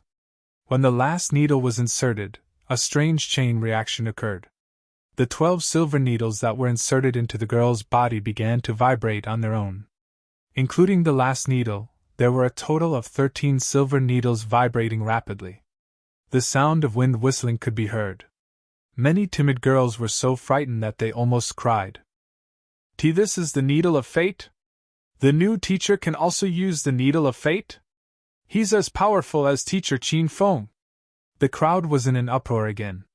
Previously, Qin Feng used the 5 Elemental Acupuncture Technique to treat Professor Ling Qingyuan, who had a heart attack. It was also at that time that many students heard of the term needle of fate. Now that they saw the silver needles vibrating on their own, the students were speechless. Needle of fate? It's really the needle of fate. I didn't expect him to be so powerful. Humph. So what if he's powerful? Chang Xian, who was standing outside the crowd, was also shocked. However, she quickly cursed Jiao Feng. It was obvious that she still held a deep grudge against Jiao Feng. From this, one could see how important the first impression was. Owen, what's that? Peter, the brawny black man, was petrified by the scene before him. After a long time, he asked weakly, Owen, what's that? Owen was also dumbfounded. He couldn't even answer Peter's question because he had no idea what it was. Willis and Jack were still in a daze. They stared thoughtfully at the silver needles that were vibrating on the girl with epilepsy. The expression on Avril's beautiful face was unpredictable. One moment, she was pleasantly surprised, the next, she was worried. No one knew what she was thinking. After Qin Feng inserted the last needle, he stood up and leisurely leaned against a tree. He stole a glance at the beautiful girl in the short skirt in the crowd as if nothing had happened. Cough, cough. The silver needles vibrated on their own for more than 2 minutes, and the girl's convulsions disappeared. Suddenly, she coughed violently and woke up. She looked at the students around her with a puzzled expression. Why are you guys staring at me? Why am I lying on the ground? Don't tell me you guys are going to PK me? When the students heard what the chubby girl said, they were so scared that they immediately took 3 steps back. They were afraid that the chubby girl would misunderstand. When Qin Feng saw that the girl had woken up, he walked to her side and examined her body. He nodded and said, You're fine now. Your epilepsy won't happen again. Of course, if you don't believe me, you can go to the hospital for a checkup. That way, you'll feel more at ease. Really? Has my epilepsy been completely cured by you? Thank you so much. I believe you. I won't go to the hospital for a checkup. If you say I'm fine, then I'm fine. The chubby girl stared at Qin Feng with an excited expression. Her stare made Qin Feng break out in a cold sweat. Handsome, you saved my life, but I still don't know your name. Student, please pay attention. I'm the new Chinese medicine teacher at the medical college, Xiao Feng. Qin Feng's expression became stern. He was afraid that the girl couldn't resist his talent and handsomeness, and would suddenly give him a bear hug. Wow! So you're the new Chinese medicine teacher. No wonder your medical skills are so good. You saved my life this time, but I don't have anything to repay you. Otherwise I'll repay you with my body. Qin Feng hurriedly interrupted the girl and said righteously, Student, please don't say any more. What kind of person do you think I, Xiao Feng, am? Do you think I saved you because of money or beauty? I, Xiao Feng, have an illustrious reputation, and my medical skills are unparalleled. I always remember the duties that a doctor should have. Saving lives and helping the injured is my duty. You must not thank me, or else you will be insulting my spirit and beliefs. Qin Feng's words were clear and logical. The chubby girl was so moved that she was about to cry. She hesitated for a while, but in the end she didn't say that she would repay him with her body. Seeing that the chubby girl ran away shyly, Qin Feng finally let out a sigh of relief. He was almost scared to death just now. After the student ran away for a while, the rest of the students slowly came back to their senses. However, the shock in everyone's eyes had not completely faded. Many of them still felt like they were dreaming. Did the medical college win this battle? Professor Xiao Feng, you're so handsome. You're our idol. Professor Xiao Feng, are you our new Chinese medicine teacher? We like you so much. Qin Feng was suddenly surrounded by hundreds of students. These students were indescribably excited when they learned that Qin Feng had helped the medical college turn the tables. Qin Feng's face was full of pride. He thought that a capable and talented person, even if he changed his appearance, would still inadvertently become the focus of everyone and be worshipped and admired by people. I heard that your previous professor Qin Feng was also very outstanding. He just left not long ago, and you guys are already trying to please me like this. If he knew, he would be very sad, right? Qin Feng said with a smile. TSK. You're talking about that heartbreaker. It's good that he's gone. Then, no one will fight with us for the campus bell. Professor Qin Feng is too handsome. We feel too inferior when we're with him. Professor Xiao Feng, you're more perfect. You look so ordinary that I still can't remember your appearance. Listening to the students' chatter, the corner of Qin Feng's mouth twitched. He didn't know whether he should be happy or sad. Some people were happy, while others were sad. Provincial Capital University's medical college won the battle, and everyone was shouting and celebrating. On the other side stood 5 lonely figures, as if they had been forgotten in a corner at the end of the century. P.S. Second update, begging for monthly votes. Begging for monthly votes. Begging for monthly votes. Chapter 595. Owen, what should we do now? This is so fucking frustrating. Peter walked to Owen's side and glared at the students who were reveling in the party. Willis and Jack also gathered around Owen. The 4 of them looked at each other, and none of them had a good idea. We lost this battle. Let's go. Don't embarrass yourself. Avril, who had been silent, walked past the 4 of them. Her light voice fell into the 4's ears. The 4 of them looked reluctant and helpless. However, when they saw the students who were reveling in the party, they could only lower their heads and prepare to leave. Wait! Qin Feng suddenly called out to them before the 5 of them had gone far. The 5 of them stopped and turned to look at Qin Feng. The 4 boys all had a trace of anger in their eyes. Peter, the brawny black man, stepped forward, glared at Qin Feng, and shouted, "What else do you want?" Peter's attitude was very arrogant. He didn't look like a loser at all. The students from Provincial Capital University were unhappy. They all rushed to Qin Feng and reprimanded Peter and the others. Humph! You're still so arrogant after losing this time? You can't cure epileptics, but our teacher Xiao Feng can. I'm going to piss you off. Didn't you brag yesterday about how amazing your country's Western medicine is? Now it seems that it's just SOSO. It can't even cure epilepsy. How embarrassing!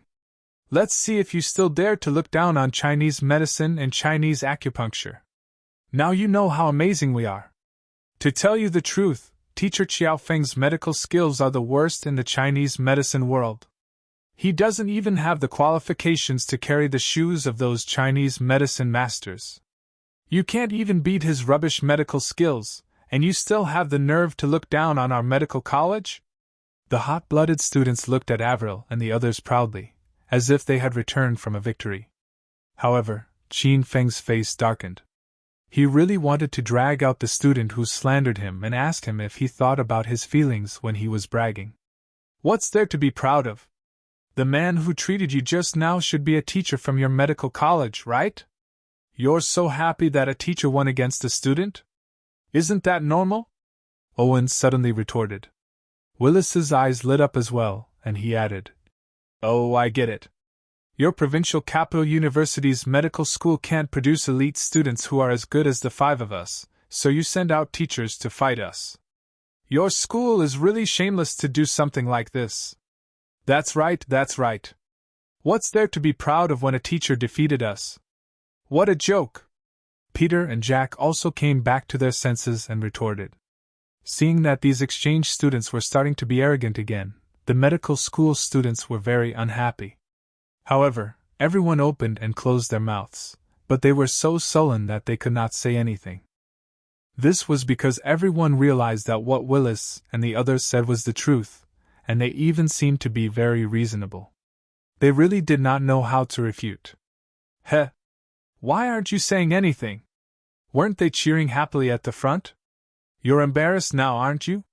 Seeing that the students from the medical college had calmed down, the four guys on Owen's side became arrogant again. Are the five of you the exchange students sent by the St. Second Medical Institute? Qin Feng seemed to not hear Owen's arrogance as he sized up the five of them. It was Qin Feng who stopped the five of them just now. The reason why Qin Feng stopped them was because he wanted to see how the five of them were doing. Perhaps the members sent by the William family were among the five exchange students.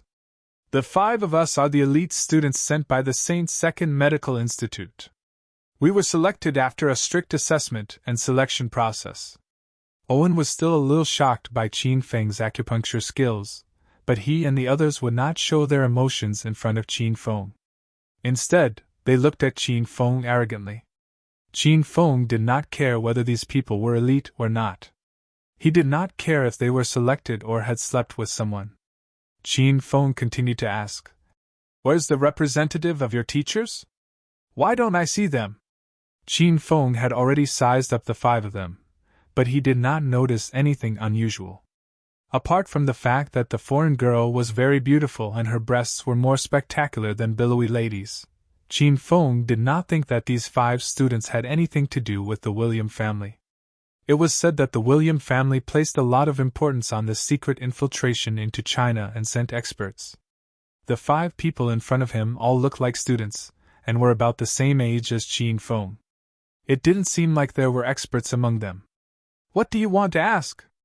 Owen and the others were a little angry after being ignored by Qin Feng. "I didn't ask anything. I just want to know where the exchange students are. They're having an exchange with the teachers from your university. Don't change the topic. St. Medical College didn't lose the competition just now because you guys cheated." Owen changed the topic. He was not interested in Qin Feng's question at all. Qin Feng's expression gradually became serious. He looked at Owen and the others and asked, "How old are you this year?" The corner of Owen's mouth twitched. He could not keep up with Qin Feng's random question. However, he still replied snappily, "The five of us are in our early 20s. Then, how old do I look?" Owen carefully sized up Qin Feng's face and said with a pout, "Over 40. Qin Feng's face immediately darkened, and he almost beat Owen up. "What's wrong with your eyes? I'm also in my early 20s, okay? We're about the same age, and I'm even younger than that black bear, okay? That black bear should be in his 30s, right?" Qin Feng was infuriated by Owen, so he transferred his anger to Peter. Peter was so angry that his nostrils flared when he heard he was in his 30s. However, Willis, Owen, and the others didn't have much of an expression because when they first saw Peter, they really thought he was in his 30s. That's how you looked. Don't talk nonsense. I'm only 21. I'm the youngest among the 5 of us. Peter glared at Qin Feng angrily. Qin Feng said with a disapproving expression, "It doesn't matter how old you are. What's important is that we're all in our early 20s. We're about the same age. Oh yeah, does the sexy beauty beside you have a boyfriend? Do you need me to introduce him to her?" As Qin Feng spoke, his gaze fell on Avril. This woman's figure was too voluptuous, and he could not help but stare at her chest. Avril's expression turned cold.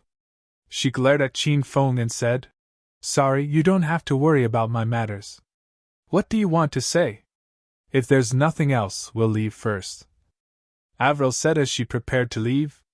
Qin Feng put away his smile and continued to say, "You guys are about the same age as me, and there should be a few who are older than me. I'm a teacher, and you guys are students. Just because of this professional identity, does it not count if I beat you guys?" Avril and the other 4 suddenly stopped in their tracks, and their expressions changed strangely. Qin Feng acted as if he did not see this and continued to say, "China has a large population, and there are many talented people. There are countless teachers who are younger than me, and they are all younger than you. If their medical skills are better than yours, does it mean that because they are teachers, their excellence does not count? Then how do you choose the so-called elites of the same medical institute? Do you choose them based on your age or your level of Western medicine? If you guys think that my medical skills are better than yours don't count because I'm a teacher, then if I resign now and become a student in a medical institute, will you guys acknowledge my victory? Ha ha. Everyone, see? This is the elite exchange student delegation of the same medical institute. How laughable they are." Qin Feng had always been an unreasonable person, but he especially liked to reason with others. With just a few words, Qin Feng had made the 5 exchange students of the same medical institute dumbfounded. The 5 of them were still in the same posture as when they turned around, and they looked at Qin Feng as if they had senile dementia. The students of the medical institute were also dumbfounded. They raised their heads and looked at Qin Feng with sparkling eyes, especially the female students. It was as if they had seen their Prince Charming, and they were all infatuated with him. They were hopeless. Provincial Capital University's Medical Institute had just lost a genius teacher, Qin Feng, and now a genius teacher, Xiao Feng, had arrived. "You're right. We've learned our lesson. The Saint Medical Institute has lost this time," Avril suddenly said after a long while. After a long while, Avril suddenly spoke. Her voice was neither cold nor warm, and there was no emotion on her pretty face. The other 4 exchange students looked at Avril with displeasure. They hadn't expected her to suddenly say something like that. However, they couldn't say anything in response to Avril's words, other than feeling angry. Although Willis and the other 3 were unwilling to admit defeat, they had no choice but to do so after listening to Qin Feng's words. "You said that you guys have lost. May I ask, how did you lose?" Qin Feng looked at Avril and asked. Avril didn't answer. Owen suddenly said, "We couldn't save the epilepsy patient, but you used Chinese traditional medicine to wake her up. We have lost this round." Qin Feng's calm expression turned into anger. His eyes turned red as if they were about to shoot out flames. He glared at Owen and said word by word, "You think you've lost because your medical skills are inferior to mine? Moreover, you're unwilling to admit defeat? But in my opinion, it's a small matter that your medical skills aren't good enough. You're still young, and as long as you work hard, you'll make a name for yourself in the medical field sooner or later.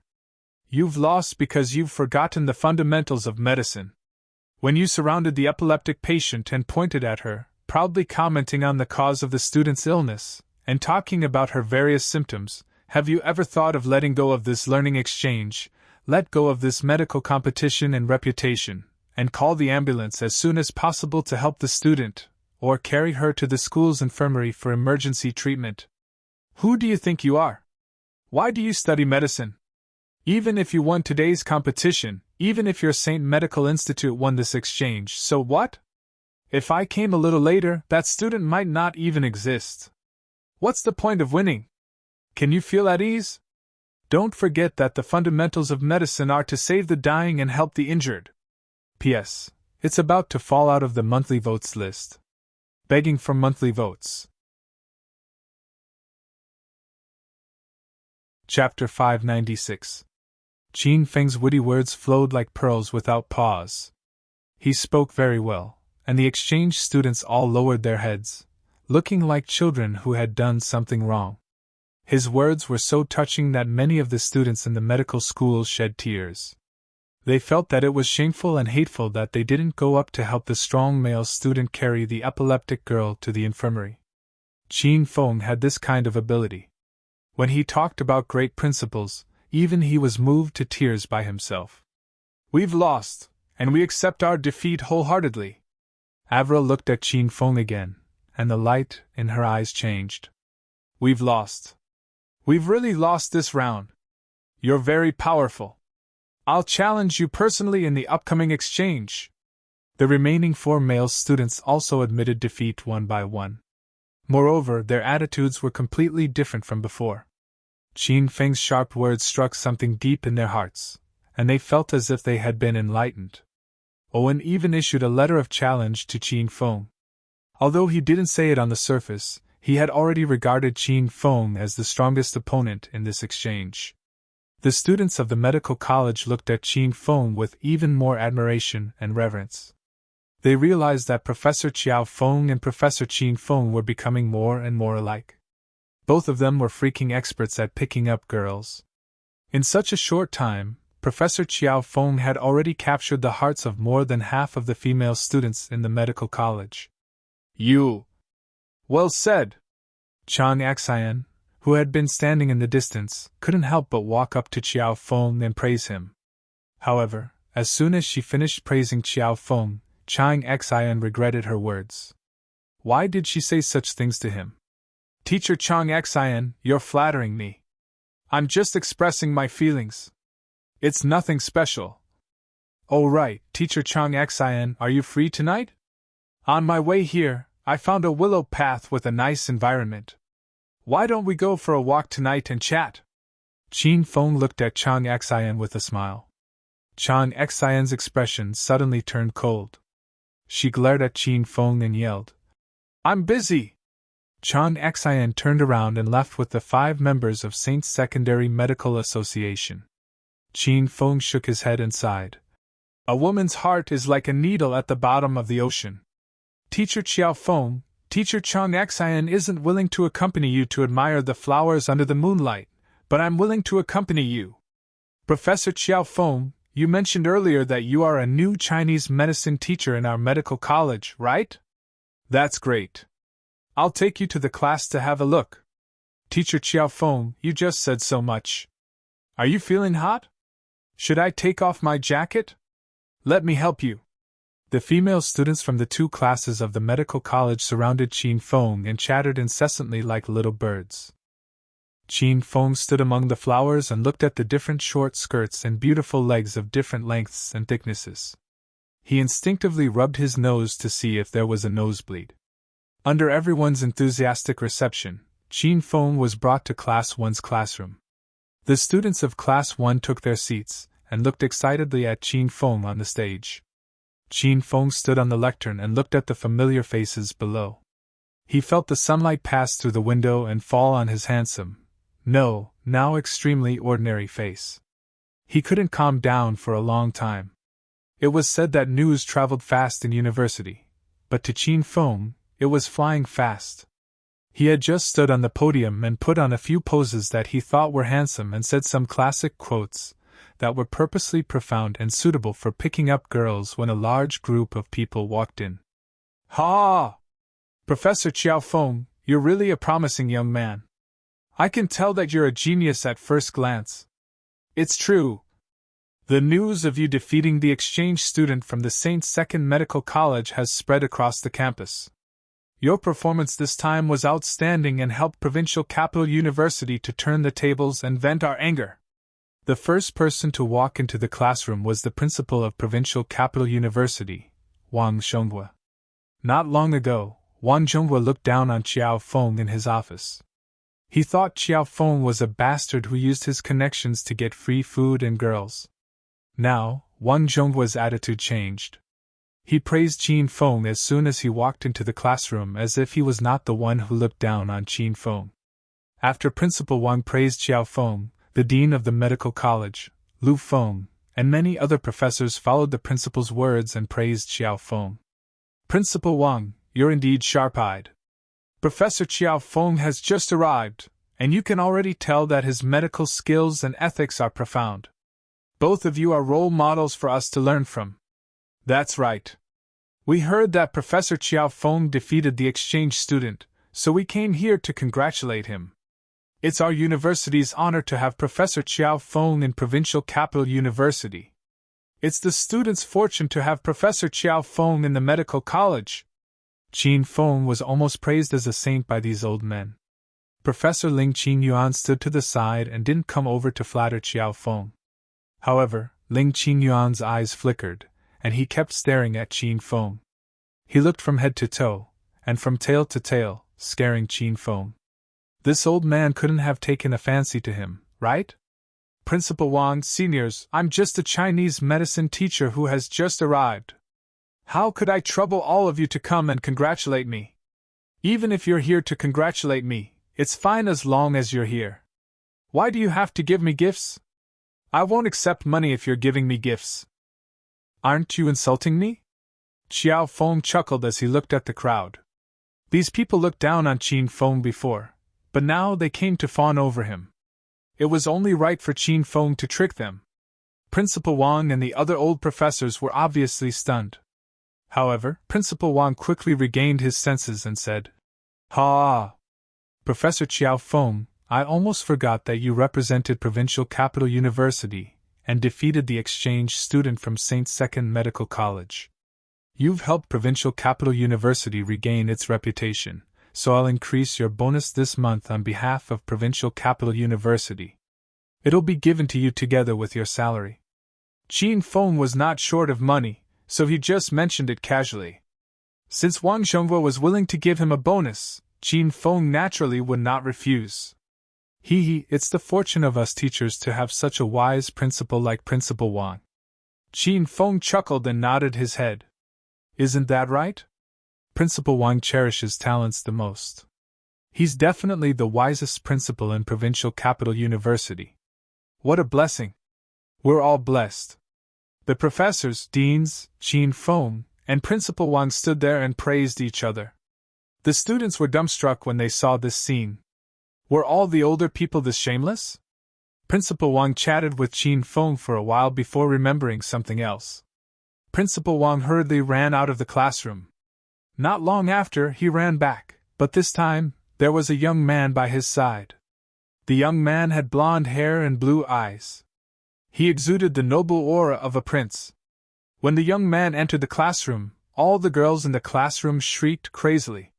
They completely disregarded the psychological trauma the other boys, Qiao Feng, and the old men were feeling. Wang Zhonghua felt as if his eardrums were about to burst. He quickly waved his hand to stop the screaming students, then led the young man to the podium. He smiled at Qin Feng and said, "Professor Qiao Feng, this is a transfer student who just arrived today. I'll put him in Class 1. I believe that this student will only learn real things if he follows you. Oh, by the way, student, introduce yourself to everyone." The young man stood in the middle of the podium with a gentlemanly smile and prepared to introduce himself. Qin Feng's gaze fell on the young man's face. He carefully examined the young man as if he wanted to see through him. Qin Feng recognized this young man. Wasn't this Prince William from Ghost Mountain in the suburbs of the provincial capital? At that time, there was also a martial artist wrapped in a black cloth bag, but he didn't appear. "Hello, 9th year. My name is Prince Wei, and I come from Australia. I'm very pleased to be able to come to China to study and become a 9th year classmate. In the future, please take care of me." Prince William introduced himself in broken Chinese. After he finished his introduction, many of the students below the podium still had blank expressions. It was clear that they didn't understand what Prince Wei was saying. Qin Feng had experienced the power of Prince William's broken Chinese on Ghost Mountain. At that time, Prince William said, Qin Feng killed his little brother Williams, so he wants Qin Feng's life. In the end, Qin Feng heard it as, Qin Feng pierced his little brother William's hen, so he wants Qin Feng's dick. Qin Feng was very angry at that time. He clearly didn't pierce a hen, and he didn't have a dick. Was there something wrong with this foreigner's brain? Now that he heard Prince William's broken Chinese again, Qin Feng understood everything. This guy was introducing himself, but he changed his original name from Prince William to Prince Wei. He was clearly a member of the William family in America, but he said he was from Australia. Prince William was obviously hiding his identity. His actions made Qin Feng confirm that this person was one of the people sent by the William family to infiltrate China for a secret mission. Prince William still had his original appearance, but Qin Feng had changed his identity to Qiao Feng. Just thinking about it made Qin Feng excited. Ha! Everyone probably didn't understand Prince Wei's self-introduction, right? Then let me translate for everyone. This student is called Prince Wei. He said he came to China angrily. When he saw all of you, he thought you were all very unsophisticated. He won't be friends with you. Your statuses are too low, so don't expect to hang out with him. After Qin Feng translated Prince William's words, Principal Wang, the group of old men, and the 56 students in the audience were all shocked. They looked at Qin Feng with astonished expressions, as if they were questioning Qin Feng's translation skills. Qin Feng looked innocent and shrugged his shoulders. Don't look at me like that. I translated from Prince Wei's original words. If you don't believe me, you can ask him. Prince Wei, you're very handsome. Am I right? Qin Feng smiled as he looked at Prince William. Prince William's Chinese was terrible, and when Qin Feng was translating, he deliberately spoke very fast, so Prince William didn't understand at all. Now, Qin Feng spoke very slowly, and he even praised Prince William for his handsomeness.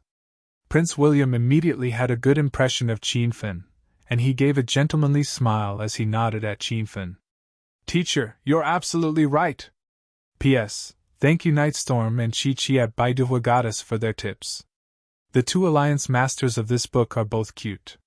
Fourth update, I look forward to the birth of a new alliance master. Chapter 597. Teacher, you're absolutely right. Prince William's voice was cultured and refined. He had a trace of a scholar's aura. After he nodded at Qin Feng, he turned to look at his classmates in a daze. When Prince William entered the class, he heard the girls in the class cheering for him.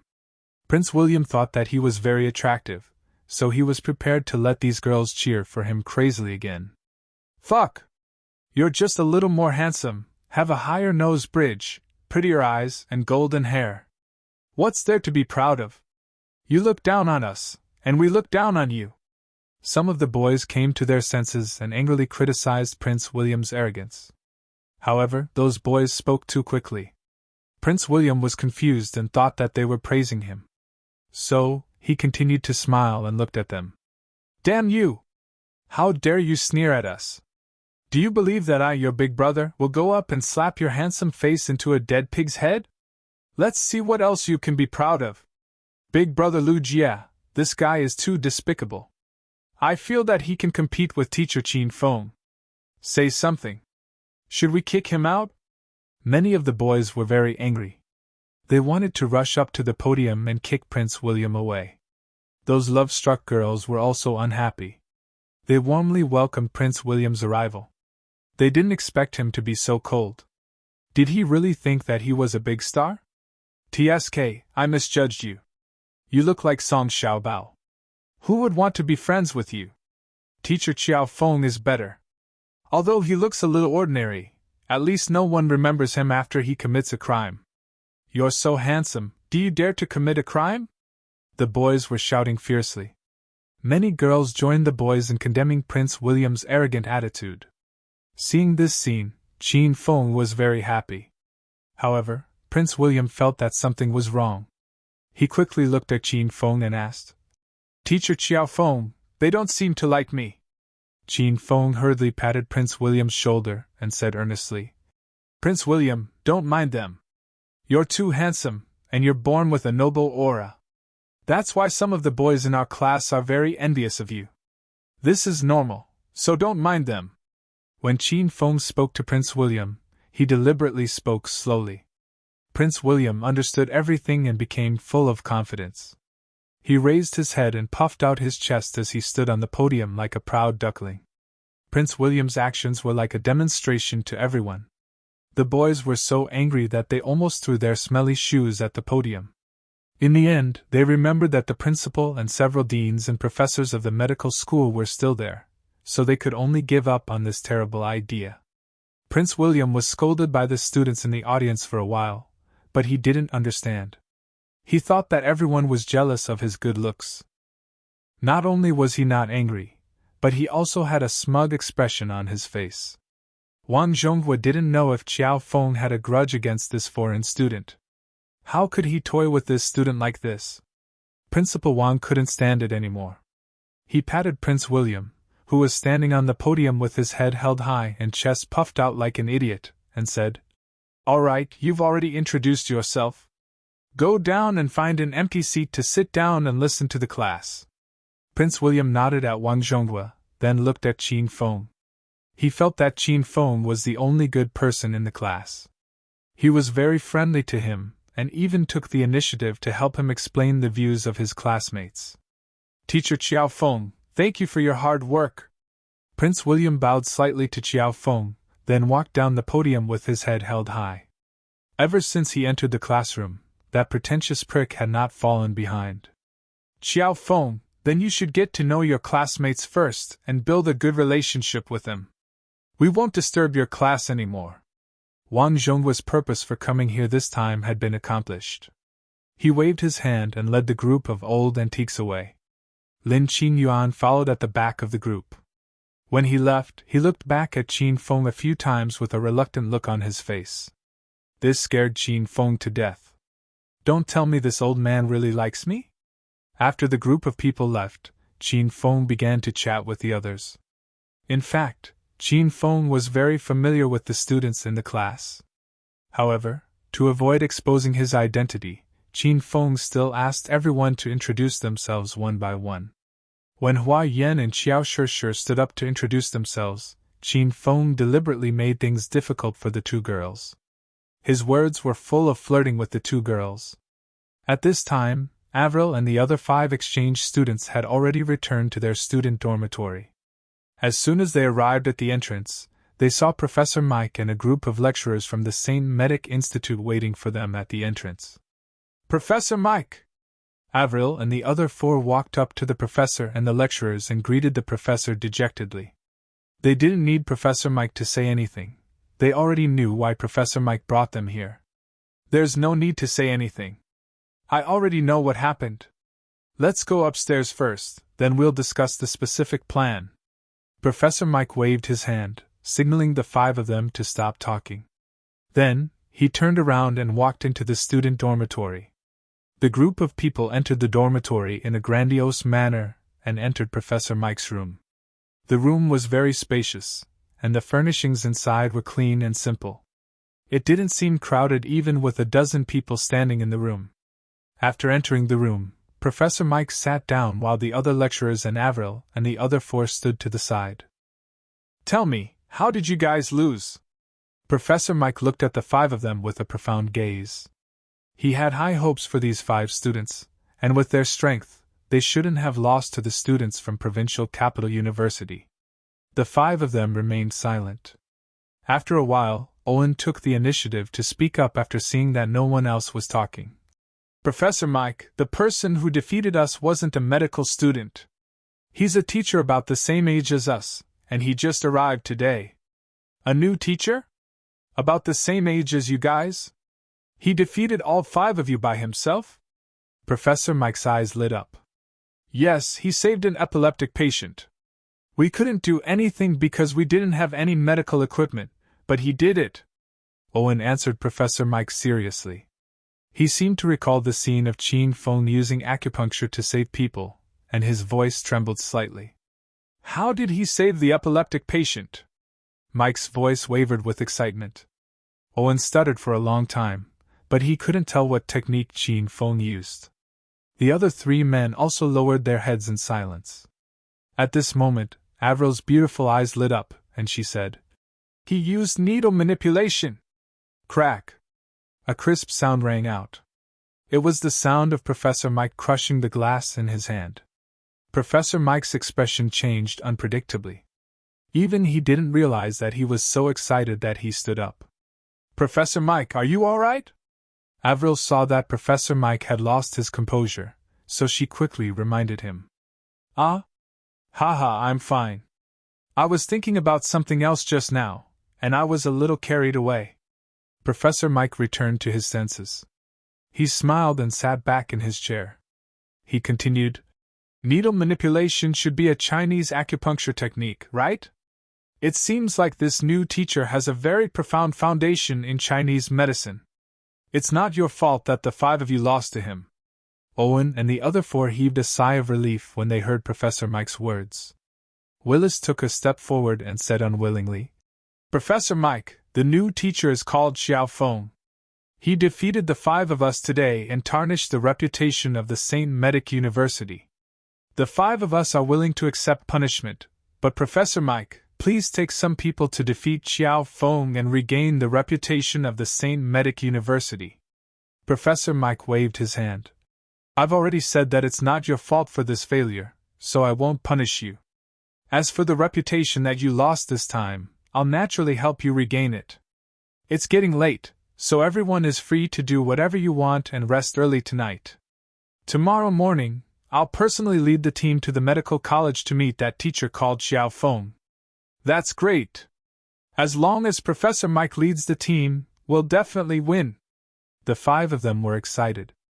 Obviously, they had great trust in Professor Mike's medical skills.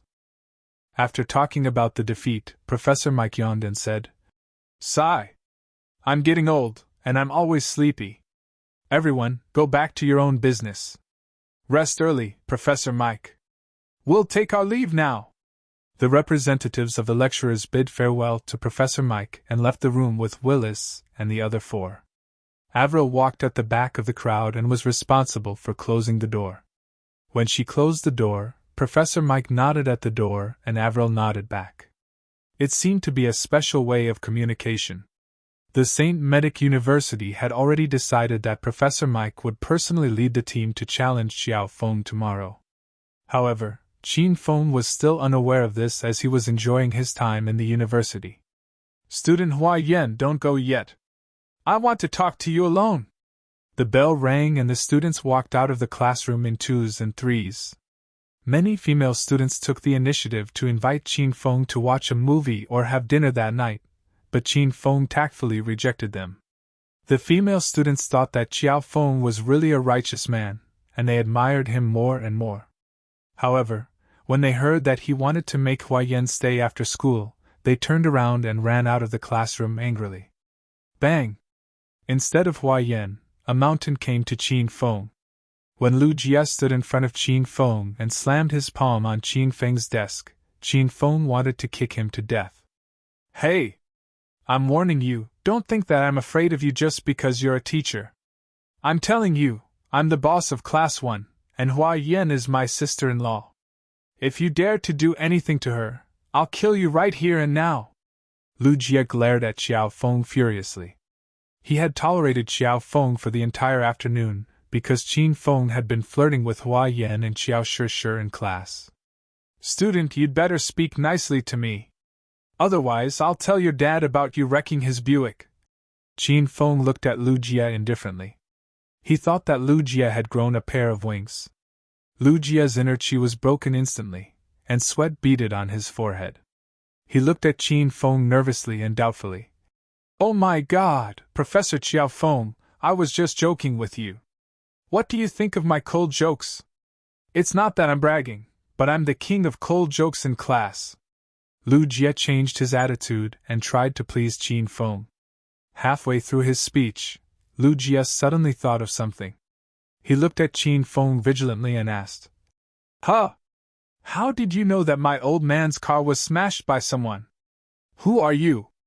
Are you kidding me? Did you really wreck my old man's car? I just said it casually to scare you. I didn't expect to really bump into you. Student Lu Jie, I have something on you. Be careful next time. Qin Feng looked at Lu Jie with a smirk. Lu Jie straightened his back and said angrily, Humph. My old man found out a long time ago that his car was wrecked. A few days ago, he hung me upside down on a tree and whipped me for a day and a night.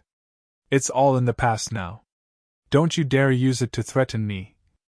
Let me tell you, if you dare to mess with my sister-in-law again, I won't forgive you. Qin Feng stared at Lu Jie blankly. He wondered if Lu Jie was picked up from a garbage dump.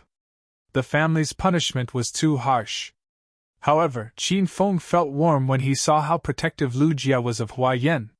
He knew that Lu Jie was doing this for his sake. Fatty, you keep calling Hua Yan sister-in-law. Who's your big brother? Qin Feng wanted to confirm it again. If Lu Jie was his big brother, Qin Feng would have stomped him to death on the spot. Chapter 598. Humph! There's only one man in this world who can be my big brother Lu Jie's man, and that's teacher Qin Feng. Lu Jie patted his chest proudly. Tears welled up in Qin Feng's eyes, and he felt like crying. Did you see that? This is a true brother. It had been a long time since Qin Feng last saw Lu Jie. Hearing such touching words from Lu Jie as soon as he saw him, Qin Feng was moved. He remembered the orange grade overlord slash that he obtained from Sima Haoran when he annihilated the Sima family in Acropolis City. The broadsword was 2 meters long, comparable to the green dragon crescent blade that Qin Feng had previously obtained.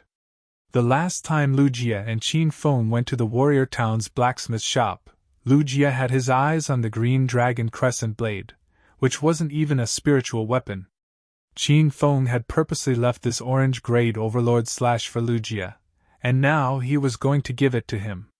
However, after Qin Feng flipped his hand over a few times, he suddenly realized that he had temporarily lost contact with the hedonist sovereign system, so he couldn't take out the spirit equipment. Hey! Why are you flipping your palm over and over again? Are you trying to show off to me? If you have the guts, let's go out and fight! Lu Jie misunderstood Qin Feng's intention, but Qin Feng wasn't angry. He smiled at Lu Jie and said, Classmate Lu Jie, I think you're a martial artist. I have an orange quality overlord's chop at home. The handle of the overlord's chop is 1 meter long, and the broadsword is more than 1 meter long. The entire overlord's chop emits a faint orange glow, and its blade is sharp enough to cut through iron as if it were mud. I think it's very suitable for martial artists of your size. I'll give it to you in 2 days. Lu Jie, who was yelling at Qin Feng a second ago, was petrified. Orange-grade spiritual weapon? It was a rare treasure that even the 4 major families in the provincial capital couldn't get their hands on. Lu Jie was a stage 4 energy martial artist now, but he didn't even have a decent weapon. Lu Jie's expression changed when he heard Qin Feng's words. He rubbed his chubby hands and smiled at Qin Feng. Ahahaha! Teacher Qiao Feng, why didn't you say so earlier? Otherwise, I wouldn't have offended you. Did you want to go on a date with Hua Yan? Don't worry, I'll take care of this. I have a good relationship with Hua Yan, so I'll put in a good word for you in front of her in the future. I'll make sure you two are a couple. Qin Feng's face was as dark as the bottom of a pot. He really wanted to take back what he had said earlier. A brother like Lu Jie, sigh. He had misjudged. Qiao Feng Laosher? What's wrong with you? Say something? When are you going to give me the overlord's chop? Why don't I go back with you and take it from your house? Lu Jie waved his hand in front of Qin Feng's eyes. He thought Qin Feng was asleep. Qin Feng snapped out of his rage and glared at Lu Jie. Get lost! I'd rather keep my overlord slash at home to chop vegetables than give it to you. Qin Feng was furious. He left Lu Jie behind and walked out of the classroom. Hua Yan was nowhere to be seen. Qin Feng called out to Hua Yan. He wanted to give her the fire spirit pill to see if she could become a dual attribute demonic cultivator. It seemed like he could only find another opportunity to give it to Hua Yan. Miss Shi, wait for me. Qin Feng could not find Hua Yan, but he saw Qiao Shi who was not far away. Qiao Shi was like a fairy who had been forgotten in the mortal world. She stopped and turned around to look at Qiao Feng. Professor Qiao Feng, what's the matter? Hee, it's nothing.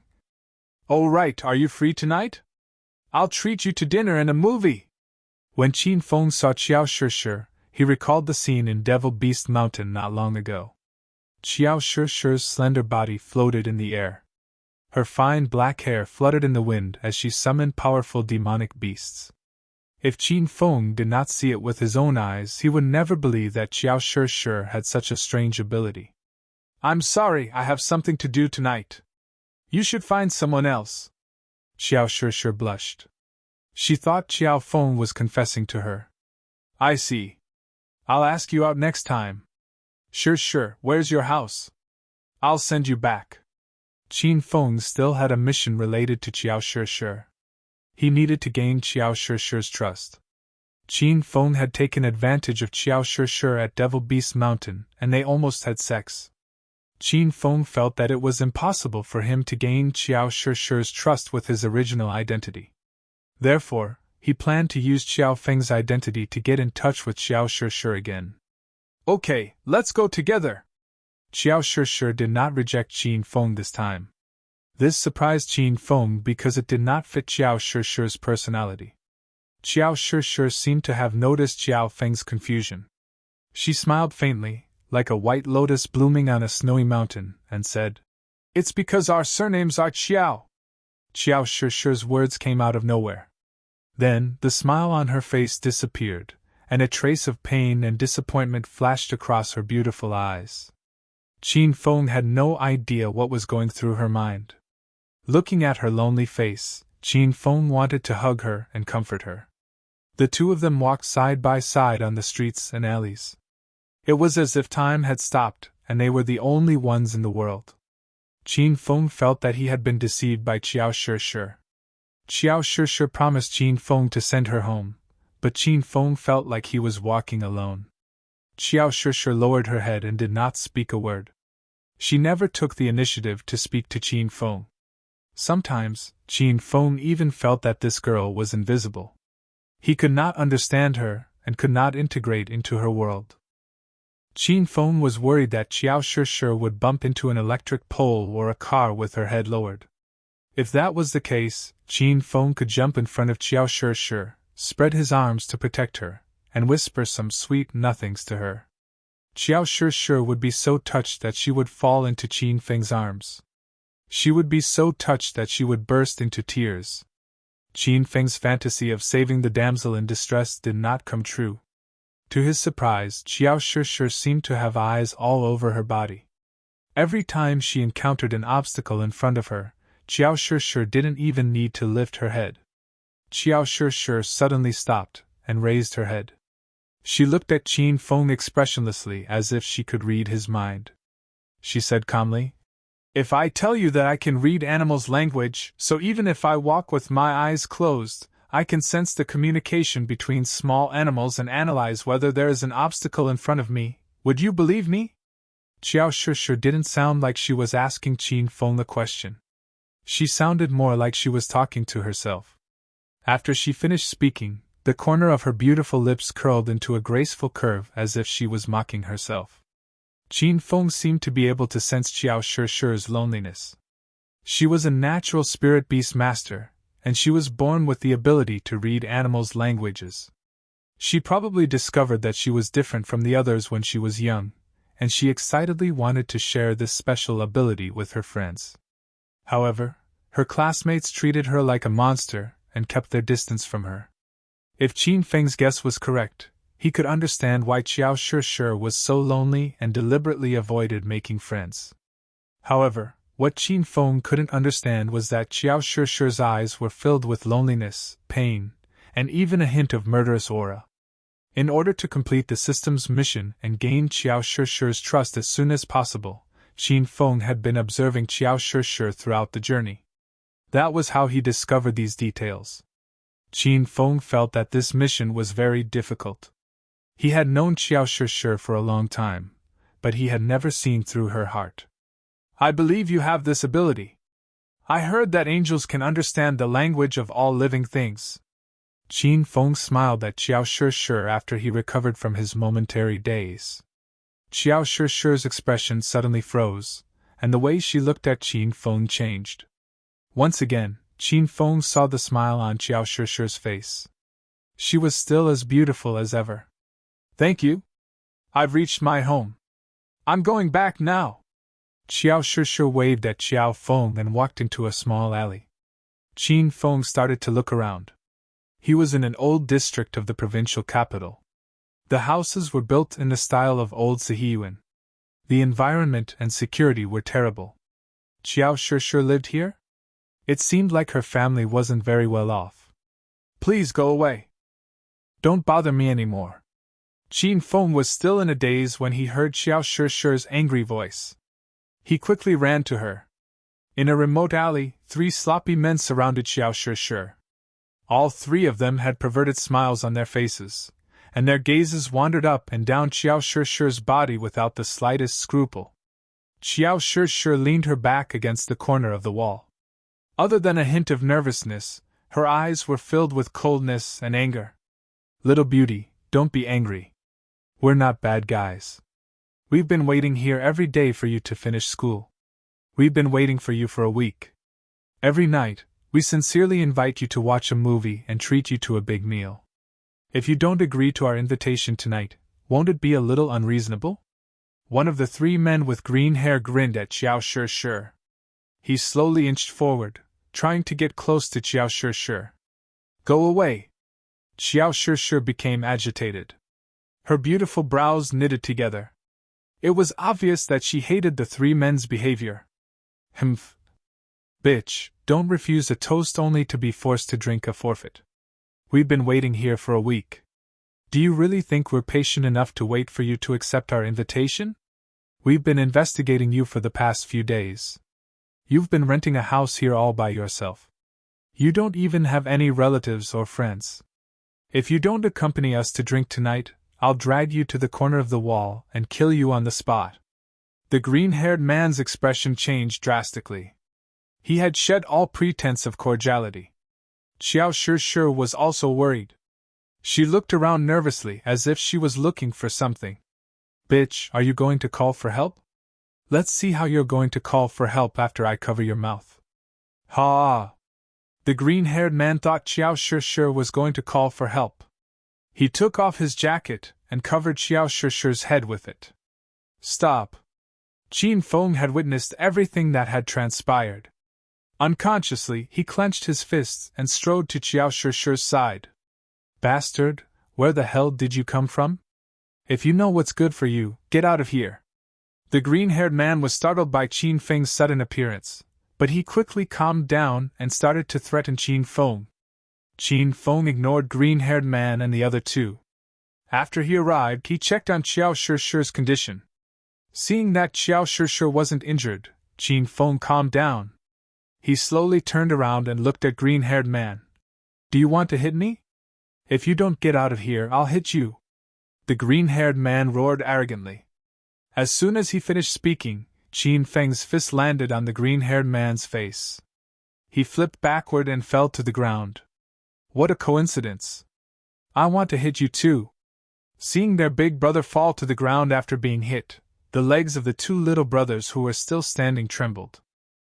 They quickly turned around and ran, not even caring about their big brother. The green-haired man covered his bruised eyes and screamed in pain. Qin Feng ignored him and looked at Qiao Shishi. It's okay now. Don't be afraid. Chapter 599. Naturally, Qin Feng didn't care about the 2 hooligans. Even if they called for more than 100 hooligans, Qin Feng alone could take care of them. Classmate Shishi, do you live near here? The security here isn't very good. I'll walk you to your house. Otherwise, I'll be worried, Qin Feng said to Qiao Shi. Qiao Shi gripped the hem of her shirt tightly with an unnatural expression on her face. Before she could say anything, the two hooligans who ran away earlier came back angrily. Motherfucker, how dare you touch our brother Green Hair? You're courting! The two hooligans rushed to the entrance of the alley, but before they could finish their threats, they suddenly ran away again. Qin Feng and Qiao Shi were dumbfounded by their strange behavior. They looked at each other with blank expressions on their faces. Soon, Qin Feng heard a flurry of hurried footsteps rushing in their direction. Based on the sound alone, there were at least 20 to 30 people. The two lackeys that had just run away rushed to the mouth of the alley again. They each had a wooden stick in their hands. Behind them, 20 or so people quickly rushed over. Seeing this scene, Qin Feng understood. Those two idiotic lackeys had come to the front to show off, but when they realized that the reinforcements behind them hadn't caught up, they ran back in fear to wait for reinforcements halfway through their threat. Motherfucker, you dare to touch our brother Green Hair? You're looking for death, brat. The two lackeys finally finished saying the vicious words they didn't dare to say before. Facing over 20 fiendish hooligans, Qin Feng had the urge to laugh at this moment. Qiao Shi wasn't as relaxed as Qin Feng. She looked a little nervous as she hid behind Qin Feng. Her eyes darted back and forth as if she was looking for something. Is this the brother Green Hat you were talking about? Qin Feng pointed at Green Hair, who was lying on the ground with a bloody nose and a swollen face. He shook his head and sighed. Sigh. I don't know what kind of big brother you are. Even your hooligans call you Brother Green Hat. How many green hats do you think you've worn? If I'm not mistaken, this hooligan has even slept with sister-in-law. Qin Feng looked at the lackey with the wooden stick. The lackey was so scared that his face turned pale. He hastily yelled, Nonsense! I've never slept with sister-in-law. It was sister-in-law who seduced me that time. Voila! The crowd suddenly burst into an uproar. More than 20 big hoodlums' gazes fell on that underling, and their eyes were filled with shock. The underling holding the wooden stick also realized that he had said the wrong thing. He was so scared that he was drenched in sweat, as if he had been drenched in a heavy rain. Stinking brat, you dare to slander me? Brothers, don't listen to his nonsense. He beat our Green Hat. Bah, Green Hair bro until his face is swollen. We're going to break his arms and legs. The lackey holding the wooden stick was afraid that Qin Feng would speak nonsense again, so he waved the wooden stick and pounced at Qin Feng. Halfway there, the lackey abruptly stopped. He looked back and realized that no one was following him. He was so scared that he hurriedly ran back. Bang! Before the lackey could get far, Qin Feng kicked him and sent him flying into someone else's courtyard house. The 20 or so hooligans were dumbstruck. They never thought that Qin Feng could send someone flying with one kick. He was obviously not someone to be trifled with. The 20 or so people stared at Qin Feng. For a moment, none of them dared to teach Qin Feng a lesson.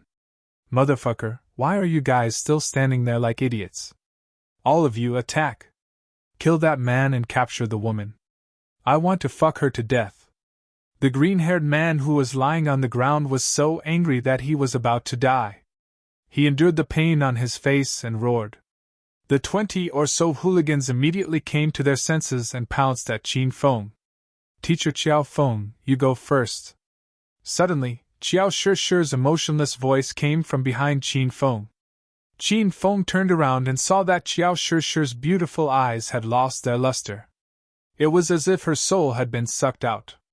Her long hair slowly fluttered, and more than half of it stood on top of her head. She looked very scary. The hooligans who had already rushed to Qin Feng were shocked. They thought that Qiao Shi was going to dress up as a ghost to scare them. Qin Feng was also shocked. He thought that this girl couldn't be summoning demon beasts and wild beasts, right? But this was the provincial capital. Where would the demon beasts and wild beasts come from? Woof woof woof. Meow meow meow. Cluck cluck cluck. New. Just as Qin Feng was puzzled, he heard all kinds of animal cries coming from all directions. The 20 or so hooligans also heard the abnormality. They stopped what they were doing and seemed to have forgotten that they were here to teach Qin Feng a lesson. They looked around curiously to see what was going on. Chirp, chirp, chirp. Ga, ga, ga, ga. Ba, ba, ba, ba. More and more animal cries came. From the different cries, Qin Feng could tell that there were more than a dozen different animals. Some ran on the ground, some flew in the sky. Was there a zoo nearby? Damn pigs! There's a big fat pig. Hens. So many old hens. Io. Is this chicken in heat? Why is it pecking at my leg? Oh no, these dogs must have rabies, right? Don't fucking chase me. Unknowingly, groups of small animals swarmed into the alley from all directions. The small ones were chickens, ducks, cats, and dogs, and the big ones were pigs, horses, cows, and sheep. Not only the animals running on the ground, but even the sparrows and magpies flying in the sky came in pairs. These animals seemed to be under someone's control.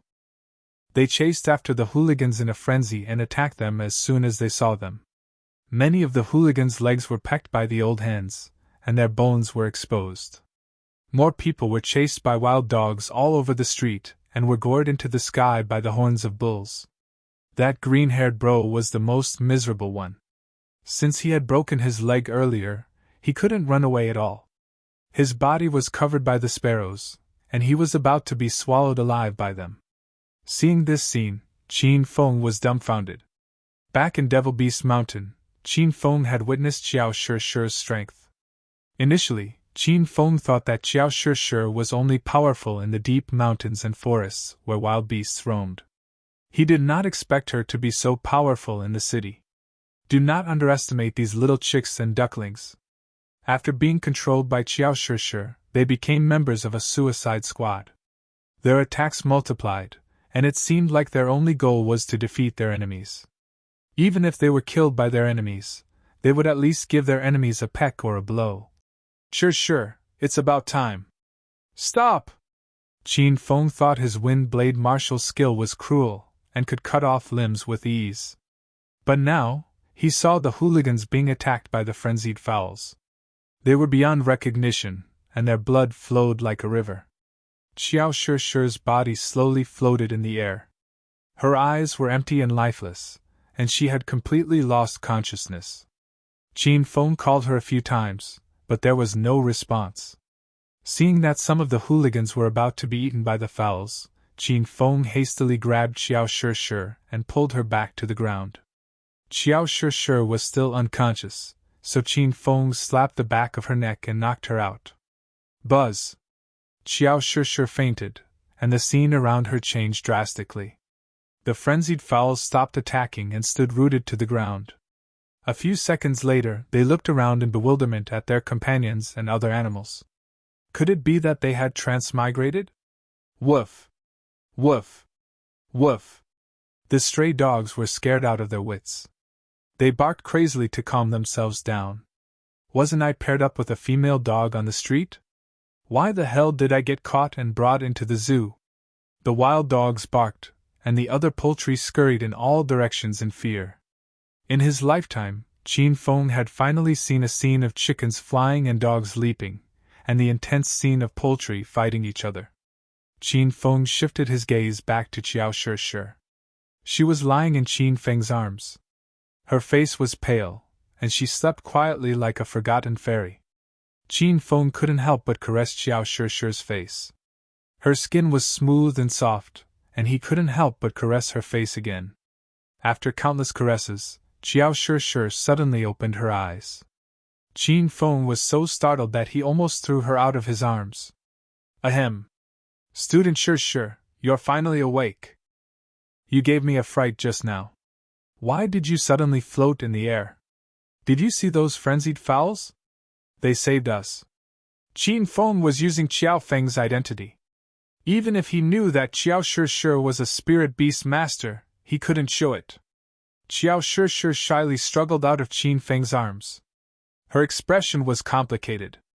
After hesitating for a while, Xiao Shishi said to Qin Feng, Teacher Chiao Feng, I told you that I can read animals' language. Do you really believe me? Of course, it's true. Did student Sure call those fowls here? Qin Feng pretended to be enlightened. He was so shocked that his eyeballs almost fell out of their sockets. Xiao Shure's expression was calm, as if this ability was nothing out of the ordinary to her. Teacher Chiao Feng, my house is not far from here. Let's go back and talk. Xiao Shure took the initiative to invite Qin Feng to her house. Qin Feng was overjoyed, but he pretended to be serious and said, Student Shure, it's quite late now. Is it convenient for me to go to your house? Will your parents misunderstand us? Xiao Shure suddenly stopped. Qin Feng saw her back tremble a few times. Then Xiao Shure's cold voice sounded. They're not home. Come with me. Qin Feng sensed that Xiao Shure's mood had suddenly dropped. He couldn't figure out the reason, so he stopped asking and followed behind Xiao Shure.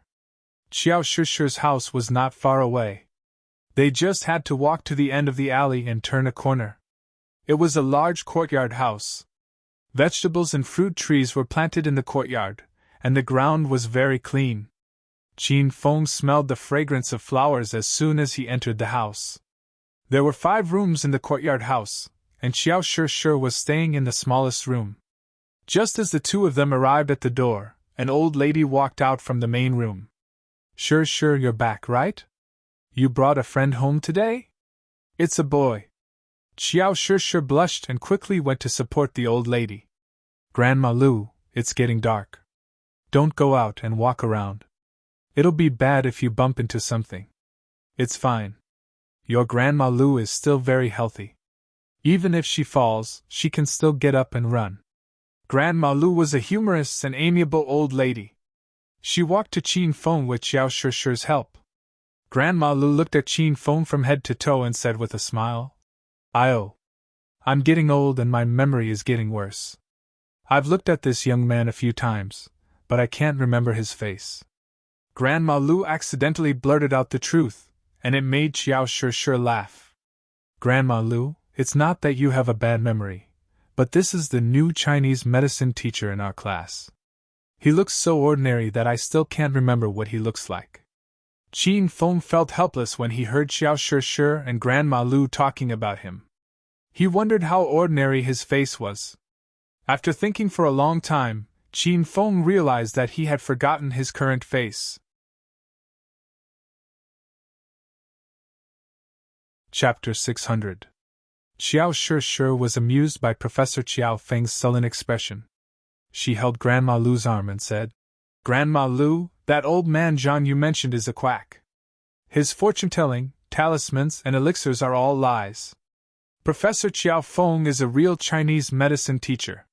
He's different. Oh. So that's how it is. All right, as long as Shure likes it, Grandma Lu said with a peaceful smile. Xiao Shure nodded instinctively. Then, she realized something was wrong. She quickly shook her head and said, What are you talking about, Grandma Lu? What's there to like? Xiao Shure's pretty face began to blush. She looked extremely adorable under the sunset glow. Grandma Lu patted Xiao Shure's hand and looked at Chiao Feng with a smile. Teacher Chiao Feng, you're really lucky. Shure has been renting a house here for more than a year, and I've never seen her bring anyone home, not even a female classmate. But today, she brought you home, a male teacher. I've heard that times have changed. Wouldn't a teacher be arrested for dating a student? Grandma Lu looked at Qin Feng worriedly. Qin Feng and Xiao Shure didn't know whether to laugh or cry. Grandma Lu, you can call me Chiao Feng. Now that the world has changed, even grandfathers and granddaughters don't care, let alone a teacher and a student. Grandma Lu's expression changed drastically. She quickly took 2 steps back and looked at Qin Feng cautiously.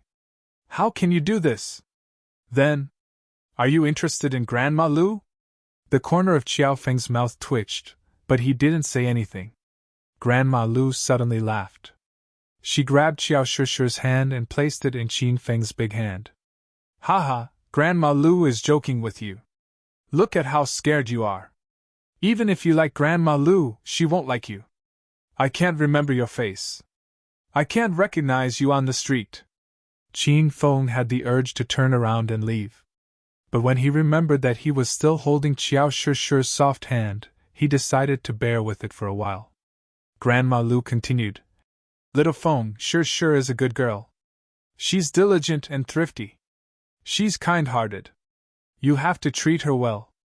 Otherwise, Grandma Lu won't like it. Qiao Shishi's hand was so soft that it felt like it was boneless. Qin Feng shamelessly grabbed her hand and refused to let go. The blush on Qiao Shishi's face deepened. She tried to break free from Qin Feng's grip, but when she saw Grandma Lu's happy and satisfied expression, she stopped herself. Don't worry, Grandma Lu, I'll take good care of Shishi, Qin Feng said with a smile. Okay, Grandma has high hopes for you too. Then you two go into the house and enjoy yourselves. Grandma is going out to do square dancing. Many old men are waiting for me. Grandma Lu looked at the two of them meaningfully, then walked out of the courtyard with a smile. Whoosh! As soon as Grandma Lu left, Qiao Shishi shook off Qin Feng's hand and stormed into the room angrily. Qin Feng felt a little guilty and followed them in. Qiao Shishi's bedroom was small, but it was clean and tidy. The room was filled with a faint fragrance that smelled like Qiao Shishi. When Qin Feng entered the room, he felt as if he had returned to the ancient times. Qiao Shishi's room was devoid of modern household appliances. There was no television, refrigerator, washing machine, gas stove, or microwave oven. There was a small stove in the corner with some firewood beside it. Qin Feng guessed that Qiao Shishi used the stove to cook and bathe every day. Take a seat. I hope you don't mind my poor family. Qiao Shishi didn't mind the shabbiness of her room. She took a pot of tea and placed it on the small stove to boil the water. Qiao Shishi squatted on the floor with her buttocks facing Qin Feng. She was concentrating on lighting the stove. Qin Feng looked at Qiao Shishi's back and felt a little restless. He quickly regained his composure and went to help Qiao Shishi start the fire. Sure, let me help you. Qin Feng took the matchbox from Qiao Shishi's hand and started the fire. Qiao Shishi's body was pressed against Qin Feng's, so she felt a little uncomfortable. She got up and went to sit on her clean bed. The setting sun shone through the window and shone on Qiao Shishi's body, painting her with a pink hue. Qiao Shishi sat quietly on the bed with her head lowered. She was lost in her thoughts, and her figure gradually became transparent like the air. As a hedonistic young master, Qin Feng was tormented to death by starting a fire. When he finally lit the stove, his face was covered with ashes. You asked me about the poultry just now. I can tell you that I summoned them. I've been able to communicate with animals since I was young. I told others about this when I was very young, but they didn't believe me. They laughed at me and distanced themselves from me. After that, I didn't tell anyone. I hid this secret in my heart and didn't tell anyone. Qiao Shishi was still sitting on the bed. She seemed to be talking to herself. Her head was lowered, and no one could see her expression. Qin Feng had already started a fire. He pulled over a small stool and sat by the stove. So you really can communicate with animals. I believe you, you're really too amazing. This kind of ability is very magical, even I want to have it. Qin Feng's reaction was out of Qiao Shishi's expectation. She thought Qin Feng would be frightened by her ability. She thought he would cry and point at her, calling her a monster, just like her childhood friends did. However, Qin Feng was not afraid. Instead, he admired her ability. Could it be a way for him to pick up girls? Are you telling the truth? Qiao Shishi raised her head and looked at Qin Feng with uncertainty. She had been a loner since she was young and rarely interacted with others. However, Qiao Shishi could read people's eyes and read their thoughts. Of course it's true. I'm very envious of your ability to communicate with animals. You can even control their minds and make them fight for you. It's cool just thinking about it. Qin Feng looked at Qiao Shishi seriously. Qiao Shishi could see the sincerity in Qin Feng's eyes. He was telling the truth. Qiao Shishi was inexplicably happy. She did not have any friends. It was not that she did not want to make friends, but she was afraid of being hurt by her friends. However, Qiao Feng seemed to be different from others. Qiao Shi wanted to befriend him because she was too lonely. Professor Qiao Feng, your Chinese medicine skills are amazing. I've only seen 2 people who can use the needle manipulation technique. One is you, and the other is... Qiao Shi paused, and a complicated expression appeared on her face. She suddenly thought of Qin Feng. She was angry and worried at the same time. Qin Feng had taken advantage of Qiao Shi, but he had also saved her life. Qiao Shi did not know how to face Qin Feng again. If it was possible, Qiao Shi hoped that she would never see him again. She wanted this to be a sealed secret. Who is the other person? Are you familiar with him? Qin Feng was eager to know how important Qin Feng was in Qiao Shi's heart. Qiao Shi shook her head and lowered her head again. Let's not talk about him. We are not familiar with each other. Qin Feng was slightly disappointed, but he quickly became happy. Qiao Shi did not have a good impression of Qin Feng, but she still had a good impression of Qiao Feng. Shi, are you born with the ability to communicate with animals? How do you communicate with them? Can I learn it? Qin Feng's interest was piqued. He felt that Qiao Shi's summoning ability was too powerful. If he could learn it, he would become even more powerful. Qiao Shi raised her head again. When she mentioned the summoning ability, Qiao Shi's beautiful eyes shone brightly. Regardless of what others thought of Qiao Shi's summoning ability, she was very fond of it. I was born with this ability. Every time I communicate with animals, I can calm down and not think about anything else. It's as if the world has quieted down, and there are only me and the animals left. At that time, I can hear their whispers and become part of their living world. I can talk to them, and they like me very much. We are good friends. As for whether you can learn this ability or not, I'm not sure. But if you want to learn, I'll be happy to teach you. Of course, Qin Feng was happy to learn. He immediately ran to Qiao Shi's side and sat down. Qiao Shi was startled. This was the first time a man entered her room and sat on her bed. Qiao Shi couldn't get used to it. What's wrong? Then I'll stand and learn. Qin Feng was also startled by Qiao Shi's action. He seemed to understand Qiao Shi's concerns, so he stood aside. After Qiao Shi regained her composure, she felt a little guilty. Teacher Qiao Feng was able to accept her strange ability, and was willing to stand up for her when she was in danger. But now, he just sat on her bed, and you're making a fuss out of nothing? It's fine, Teacher Qiao Feng. Please sit down. It's tiring to stand up. Qiao Shi carefully sat back on the bed. Her hands clutched the hem of her clothes nervously. Qin Feng didn't stand on ceremony, and sat down next to Qiao Shi. There were still a few centimeters between them. Their bodies weren't touching, but from a distance, it looked like they were leaning against each other. Qin Feng smelled the fragrance from Qiao Shi's body and enjoyed it very much. Qiao Shi sensed a man's scent in the room. It made her feel uncomfortable, and her little heart thumped non-stop. Shi, are you feeling hot? Do you want me to help you take off your coat? Qin Feng looked at Qiao Shi with a smile. Qiao Shi was startled. She quickly waved her hands. I am not hot. I'll teach you how to feel the sounds of nature. Qiao Shi didn't dare to take off her coat. She lived a hard life. She didn't even wear a sweater or thermal underwear under her cotton-padded jacket. She only wore a white camisole. It would be very awkward if she took off her coat. Of course, Qin Feng wouldn't take off Qiao Shi's coat. He wanted to leave a good impression on Qiao Shi. Qin Feng hastily sat up and said, All right, let's begin. Qiao Shi heaved a sigh of relief when she saw Qiao Feng had calmed down. She looked at Qiao Feng and couldn't help but burst into laughter. Pfft. Qiao Shi rarely laughed, but today, it was as if she had laughed all the time she had in the past year. Qin Feng was lost in thought as he looked at her smiling face that was as beautiful as a blooming lotus. Shi, what's wrong? Are you laughing at me? Qin Feng looked at Xiao Shishir in puzzlement after he regained his senses. Xiao Shishir covered her mouth and tried to stop laughing, but her thin shoulders were still trembling. Ha ha! Professor Xiao Feng, your face is covered with pot dust. You look like a dirty cat. Xiao Shishir laughed so hard that she couldn't catch her breath. Qin Feng finally knew why she was laughing.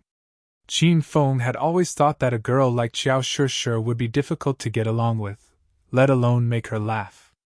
However, after spending some time with her, Qin Feng realized that he was gravely mistaken. Xiao Shishir didn't have any friends, and she didn't have a childhood. Therefore, she wasn't funny at all. Ha! I must have gotten it when I started the fire. I've made a fool of myself in front of you. I'm going to wipe it with water. Where's your mirror? Qin Feng was inexplicably happy when he saw Xiao Shishir was so happy. Chapter 601. You don't have a mirror? No way. Don't you dress yourself up every day? Qin Feng was stunned. I don't dress up much. I just fetch a bucket of water from the courtyard and tidy my hair while looking at my reflection in the water, said Xiao Shishir. Qin Feng's eyes widened in disbelief. Is this girl really going to live like a savage? But she's still so beautiful even if she doesn't dress up. If she dresses up meticulously, she'll be mesmerizing. Forget it then, I won't wipe it anymore. Qin Feng didn't mind. After all, his face was too ordinary. A little more dust would leave a deeper impression. Xiao Shishir hesitated for a moment before she got off the bed and took a white towel. She dipped it in the water bucket and returned to Qin Feng's side. Professor Xiao Feng, if you don't mind, I can help you wipe it off. Qin Feng sat on the edge of the bed while Xiao Shishir stood in front of him. When he looked up, he could see Xiao Shishir's chest. It wasn't as big as Hua Yan and Yan Wushuang's, but it was small and exquisite. Qin Feng swallowed a few times. That's not good. I'll have to trouble Miss Shishir then. Qin Feng pretended to be shy. Xiao Shishir blushed and bent down to wipe Qin Feng's face with the towel. The towel was cold, but Qin Feng didn't mind. Xiao Shishir wiped Qin Feng's face carefully. Her palm would accidentally touch Qin Feng's face. It was soft and smooth, and Qin Feng enjoyed it very much. Xiao Shishir felt an electric current coursing through her body. She was so shy that her hands trembled. She touched Qin Feng's face more and more frequently. Both of them were very close to each other. Qin Feng looked at Xiao Shishir's face closely. It was fair and flawless. When he moved his gaze downward, he could see her beautiful collarbone and the white skin under her collar. What surprised Qin Feng was that Xiao Shishir was only wearing a white camisole under her cotton-padded jacket even though it was already winter. She looked extremely alluring. Could it be that this last is deliberately teasing me? Okay. Just as Qin Feng's wicked thoughts sprouted in his mind, Xiao Shishir grabbed the towel and went to wash herself. Looking at Xiao Shishir's back as she squatted on the floor, Qin Feng's heart skipped a beat. It would be great if he could have such a good woman. After washing the towel, Xiao Shishir returned to the bed. The flush on her face had receded, and she had regained her usual composure. It was as if nothing had happened. Teacher Xiao Feng, why don't I teach you how to sense all living things? Now that Xiao Shishir was talking about the main topic, Qin Feng cleared his mind and said, All right, let's begin. After entering the teaching atmosphere, the two of them had already calmed down. Xiao Shishir began to communicate with nature. She seemed to have transformed into another person. Her expression was blank, and her hair fluttered in the wind. Xiao Shishir's voice rang in Qin Feng's mind, telling him how to sense everything. Following Xiao Shishir's instructions, Qin Feng realized that he could really enter a state where he forgot himself. It was as if time had stopped, and the noise around him had disappeared. All that was left were him and Xiao Shishir, as well as the whispers of all living things around him. Teacher Xiao Feng, you're amazing! You can really enter the mirror of all creation. This is not something that anyone can teach you. Xiao Shishi's surprised voice rang in Qin Feng's mind. Qin Feng was also surprised. He just wanted to give it a try, but he didn't expect that he could enter the mirror of all creation so quickly. What does the mirror of all creation mean? As if she could read Qin Feng's mind, Xiao Shishi continued. The mirror of all creation is to sense all living things and merge with all living things. Qin Feng nodded, but he didn't fully understand. He communicated with Xiao Shishi through his mind. Shishi, what realm is after the mirror of all creation? What realm are you in now? Above all living things is the sovereign realm. The sovereign realm means that all living things are at my disposal, and I am the master of all living things. Qin Feng was shocked. Although he hadn't entered the sovereign realm yet, he knew that it was a very powerful realm based on Xiao Shishi's explanation. I've just entered the sovereign realm. Xiao Shishi's last sentence shocked Qin Feng even more. This seemingly weak girl is already in the sovereign realm? Doesn't that mean she can rule all living things? If someone offended this girl, wouldn't that person die a horrible death? Xiao Shishi seemed to have heard Qin Feng's thoughts, and she added, The sovereign realm is very complicated. I've just entered the sovereign realm, so I can only summon low-level beasts and wild beasts. Moreover, I won't use my summoning ability unless I have no other choice, just like those bad guys today. Qin Feng nodded. He knew that Xiao Shishi was a kind-hearted girl. After learning that summoning was so powerful, Qin Feng calmed his mind and tried to enter the sovereign realm according to Xiao Shishi's method. However, he tried again and again, but he still couldn't enter the sovereign realm. He felt that something was missing. Who? Qin Feng didn't know how much time had passed, but the moon was already high up in the sky. He let out a long sigh and finally gave up. Qin Feng realized that even though he was sitting on the bed doing nothing, the exhaustion of his energy was more than 100 times more tiring than physical labor. Xiao Shishi's fluttering hair fell to the ground, and soon, she returned to reality. Aya! It's so late. Teacher Qiao Feng, do you want to stay for dinner? Xiao Shishi didn't expect that Teacher Qiao Feng could enter the mirror of all creation. It was a miracle to her. Xiao Shishi felt that she had finally found a companion, and her attitude towards Qin Feng had changed. Qin Feng rubbed his stomach. He was indeed hungry.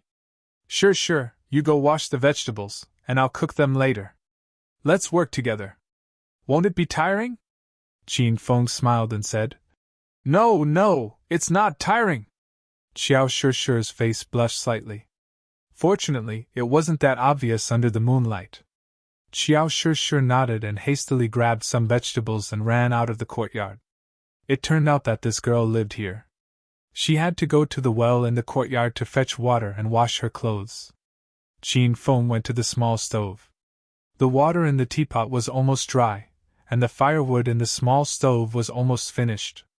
Qin Feng hurriedly took the teapot away and found a few pieces of firewood to start a fire. Qin Feng picked up the matchbox and put it back. He was a man who possessed the destructive fire, so he had to use the coolest way to start a fire. Although he had lost contact with the hedonist sovereign system, Qin Feng's flames of destruction weren't stored in the system. When he killed the flame wolf at Devil Beast Mountain, he swallowed the flame wolf's demon core. That flame of destruction was Qin Feng's own fire seed. Rumble! Qin Feng glanced at the door. Seeing that Xiao Shishi hadn't returned, he quickly sent a ball of fire into the stove. The fire of destruction was extremely powerful. It rose 3 meters high in an instant and burned the roof. Qin Feng was shocked by the scene in front of him. The place where the fire came into contact with the fire spread rapidly. At this rate, the whole house would be burned to ashes. Qin Feng came back to his senses. He quickly picked up a large water jar in the corner of the house and poured all the cold water into the fire.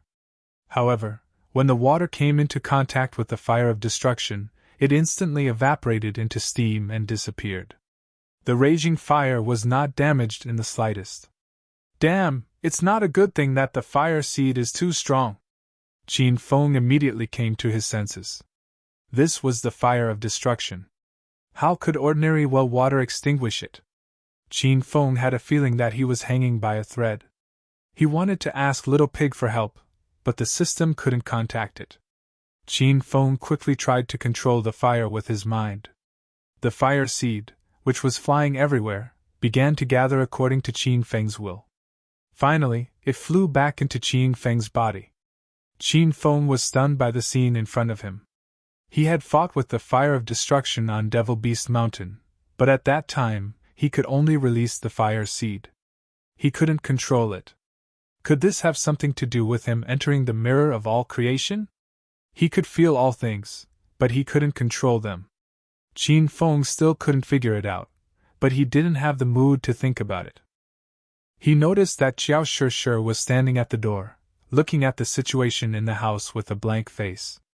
The house looked like it had been robbed. There was a lot of water on the floor, and some pots, bowls, ladles and other utensils were knocked to the ground in Qin Feng's haste. Teacher Xiao Feng, what did you do just now? Xiao Shishir put the washed dishes to the side and turned on the light in the room. As soon as the light was turned on, Xiao Shishir covered her mouth and screamed. The stove? Where's the stove? The large water jar is gone. How can this be? Xiao Shishir was shocked. She went out to wash the dishes for less than 5 minutes, and when she came back, the whole house had changed. If it wasn't for Xiao Feng staying in the room, Xiao Shishir would have thought that the house had been robbed. Qin Feng regained his senses. He looked at Xiao Shishir with a puzzled expression and said, Shishir, what stove? What large water jar? What nonsense are you talking about? I'm not talking nonsense.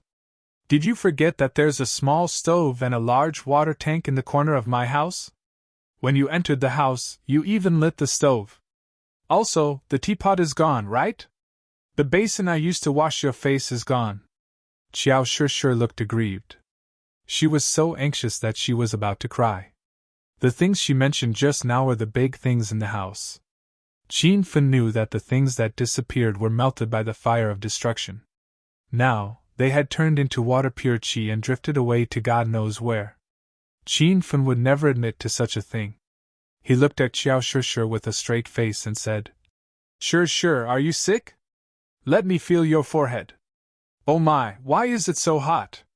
You must have a fever. You don't have a stove or a water jar in your house. I haven't seen it since I entered the house.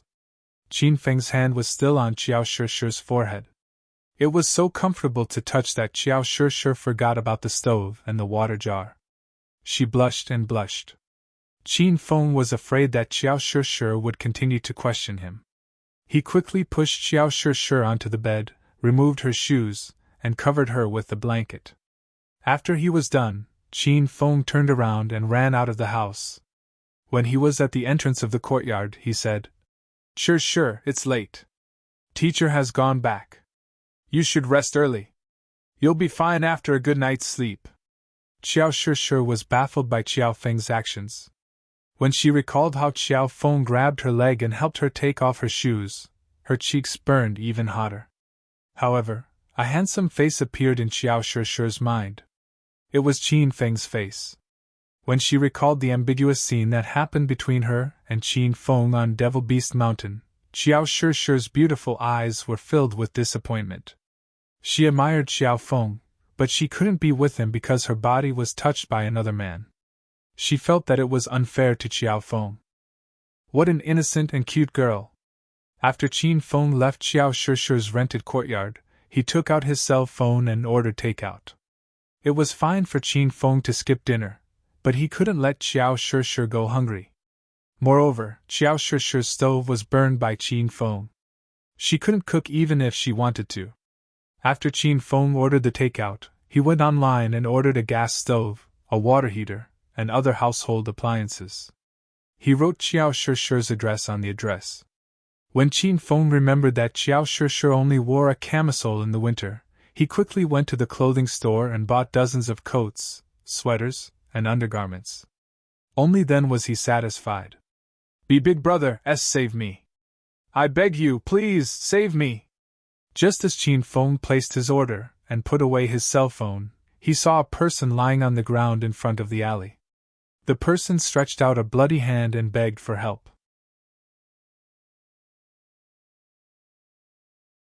Chapter 602. Qin Feng quickly regained his senses. He was a Stage 6 inner Qi hybrid genius who cultivated martial, demon, and corpse arts. How could he be scared by a stinking brat? As a top-notch hedonistic young master, Qin Feng had naturally heard of many people who liked to play pranks at night. They would dress up as ghosts in elevators and scare people in the toilet. In high school, Qin Feng even had his lackeys dress up as ghosts to scare girls in the middle of the night.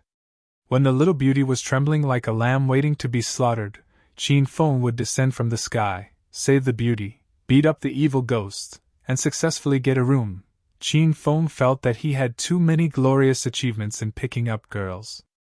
If he really had to list them one by one, he wouldn't even be able to finish a tenth of them in an entire book.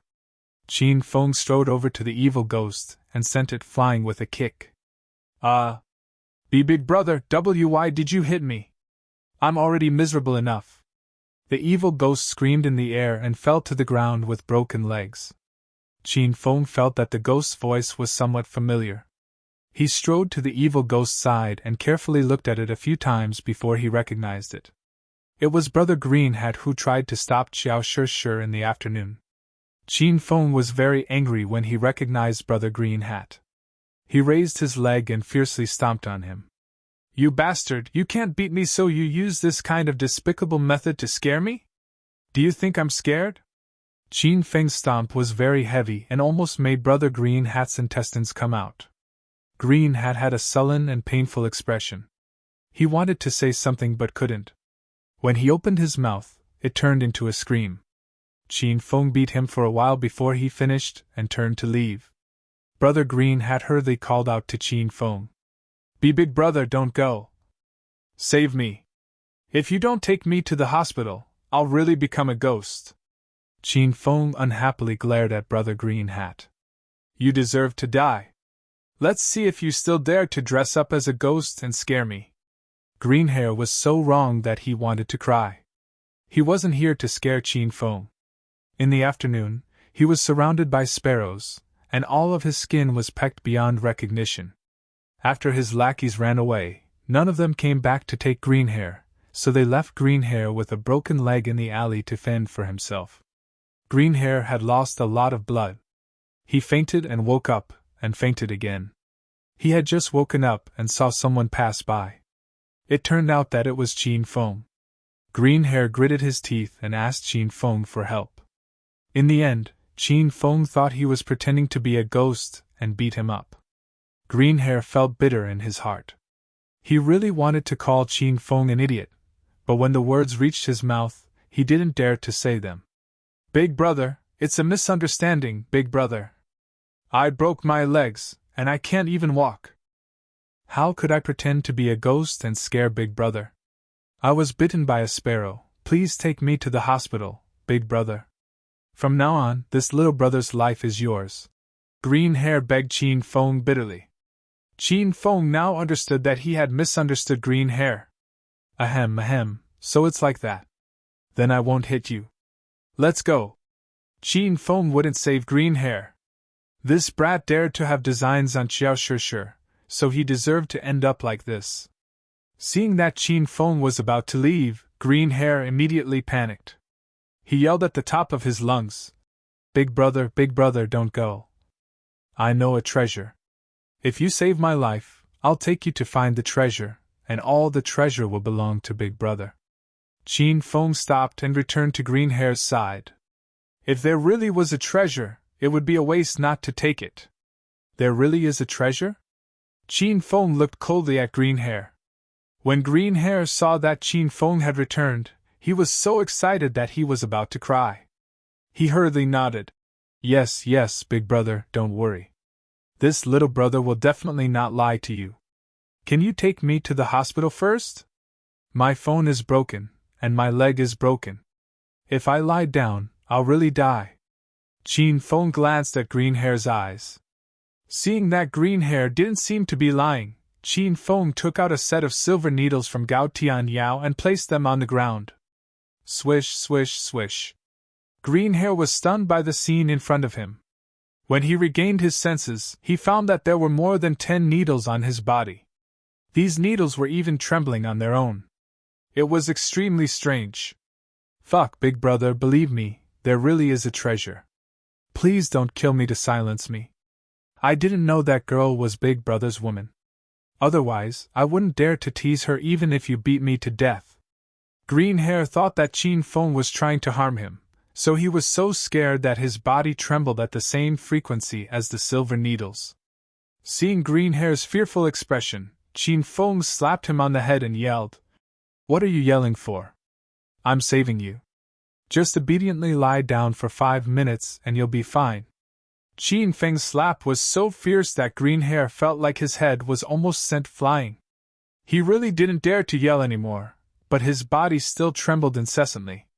After a while, Green Hair's expression changed greatly. He suddenly felt that the pain in his body had disappeared, and the ruptured wounds were rapidly healing. "Big brother, are you really a genius doctor? I've wronged you before. I hope big brother won't be angry."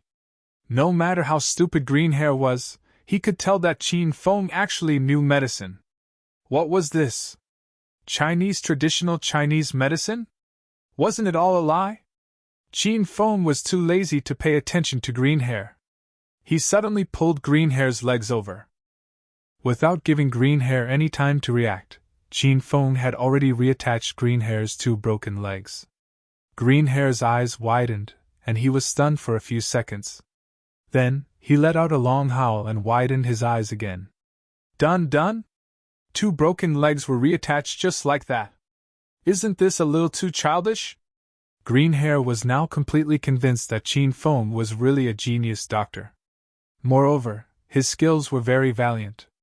Green Hair truly regretted offending Qin Feng and Xiao Shi. That girl was even scarier. She actually kept so many pets at home, and those pets even attacked people.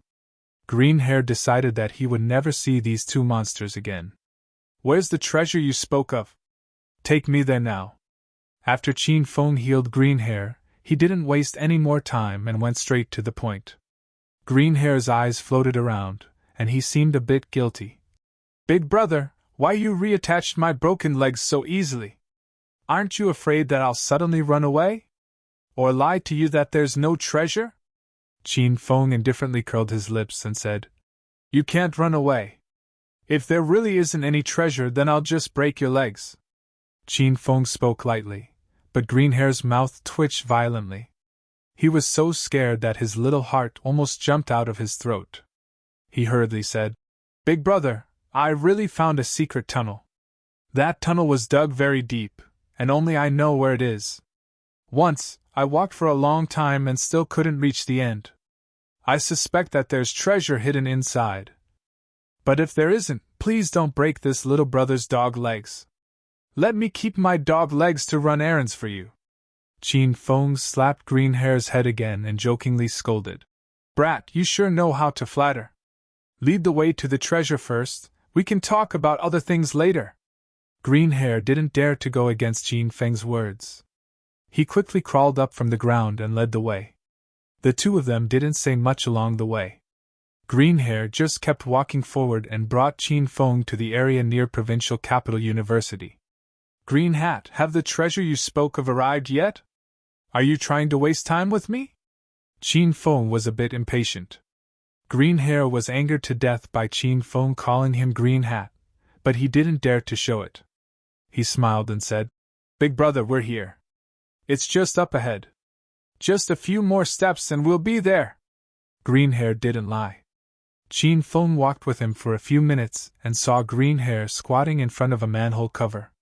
He directly moved the manhole cover away, pointed downwards, and said, "Big brother, the treasure is down there. Come and see." Qin Feng didn't say anything and kicked Green Hair into the manhole cover. He muttered indignantly, "Stinking brat, do you think I'm stupid? There's a sewer under the manhole cover. You want to trick me into going over and then secretly kick me down? Are you a fucking idiot?" "Oh. Big brother, why didn't you say anything before you kicked me? This tunnel has an iron ladder to climb down." Little brother almost fell to his death. Just as Qin Feng finished complaining, Green Hair's blood-curdling screams came from under the manhole cover. Qin Feng squatted down and looked inside. He discovered that there really wasn't a sewer under the manhole cover, but a man-made tunnel. Qin Feng's old face reddened and he was a bit embarrassed. He climbed down the iron ladder and saw Green Hair covered in dirt. He said with a smile, "Brat, why didn't you say so earlier? I thought there wasn't a ladder." "Okay, hurry and lead the way. If we really find the treasure, Big Brother will give you a bit." Green Hair didn't know what Qin Feng was thinking when he kicked him. Otherwise, he would have vomited blood in anger. Hearing that Qin Feng was willing to give him a bit of the treasure, Green Hair immediately patted off the dirt on his body. He excitedly turned on his phone's flashlight and led the way. This tunnel was very long and bottomless. The tunnel wasn't a government project used to drain water or install pipes. It was clearly a private tunnel. Such a deep and long tunnel wasn't a small project. Chen Lin was curious as to what this tunnel was dug for. The two of them walked in the tunnel for over 20 minutes. They didn't know where they were. This tunnel was full of twists and turns, and there were many forks in the road. It was enough to make people dizzy. "Big Brother, light, I see light." Green Hair, who was walking in front, cried out in surprise. He increased his pace and ran forward. Qin Feng also became spirited and followed closely behind Green Hair. The two of them came to a place with light. The light was very dim, and specks of starlight seeped in from the outside. They observed for a bit, and found that it was still a manhole cover. It should lead to another exit, but there was no treasure. "Big Brother, maybe we went the wrong way. How about we go around and take a look again? There must be treasure." Green Hair was so scared that he broke out in a cold sweat. He was deeply afraid that Qin Feng would break his leg in the next second. Qin Feng waved his hand and said, "Go push the manhole cover and see where you can see." Green Hair was actually suffocating in this tunnel and wanted to go out now. He hurriedly used all his strength to push the manhole cover and slowly pushed it open. The moonlight outside shone in. The two of them had the feeling of climbing out of a collapsed coal mine. The fresh air outside blew into the tunnel. Qin Feng and Green Hair both took a few deep breaths. The two of them climbed along the metal railing to the surface. Qin Feng looked around and found that this was actually the interior of Provincial Capital University. He came from the street opposite the school and crawled all the way into the school. How bored was the person who dug this tunnel? Big Brother, this looks like Provincial Capital University, right? How did it lead here?" Green Hair also had a face full of complaints. They painstakingly crawled this tunnel. Even if there was no treasure, it should at least lead to a bank vault or a prison cell. It felt so shameful to have to go through the school. Qin Feng slowly calmed down and examined his surroundings. This was the interior of Provincial Capital University, but it had already deviated from the bishop's district. It was near an old and abandoned biological laboratory building. Qin Feng looked at the tunnel entrance, and then looked at Provincial Capital University. A glimmer of light flashed in his eyes.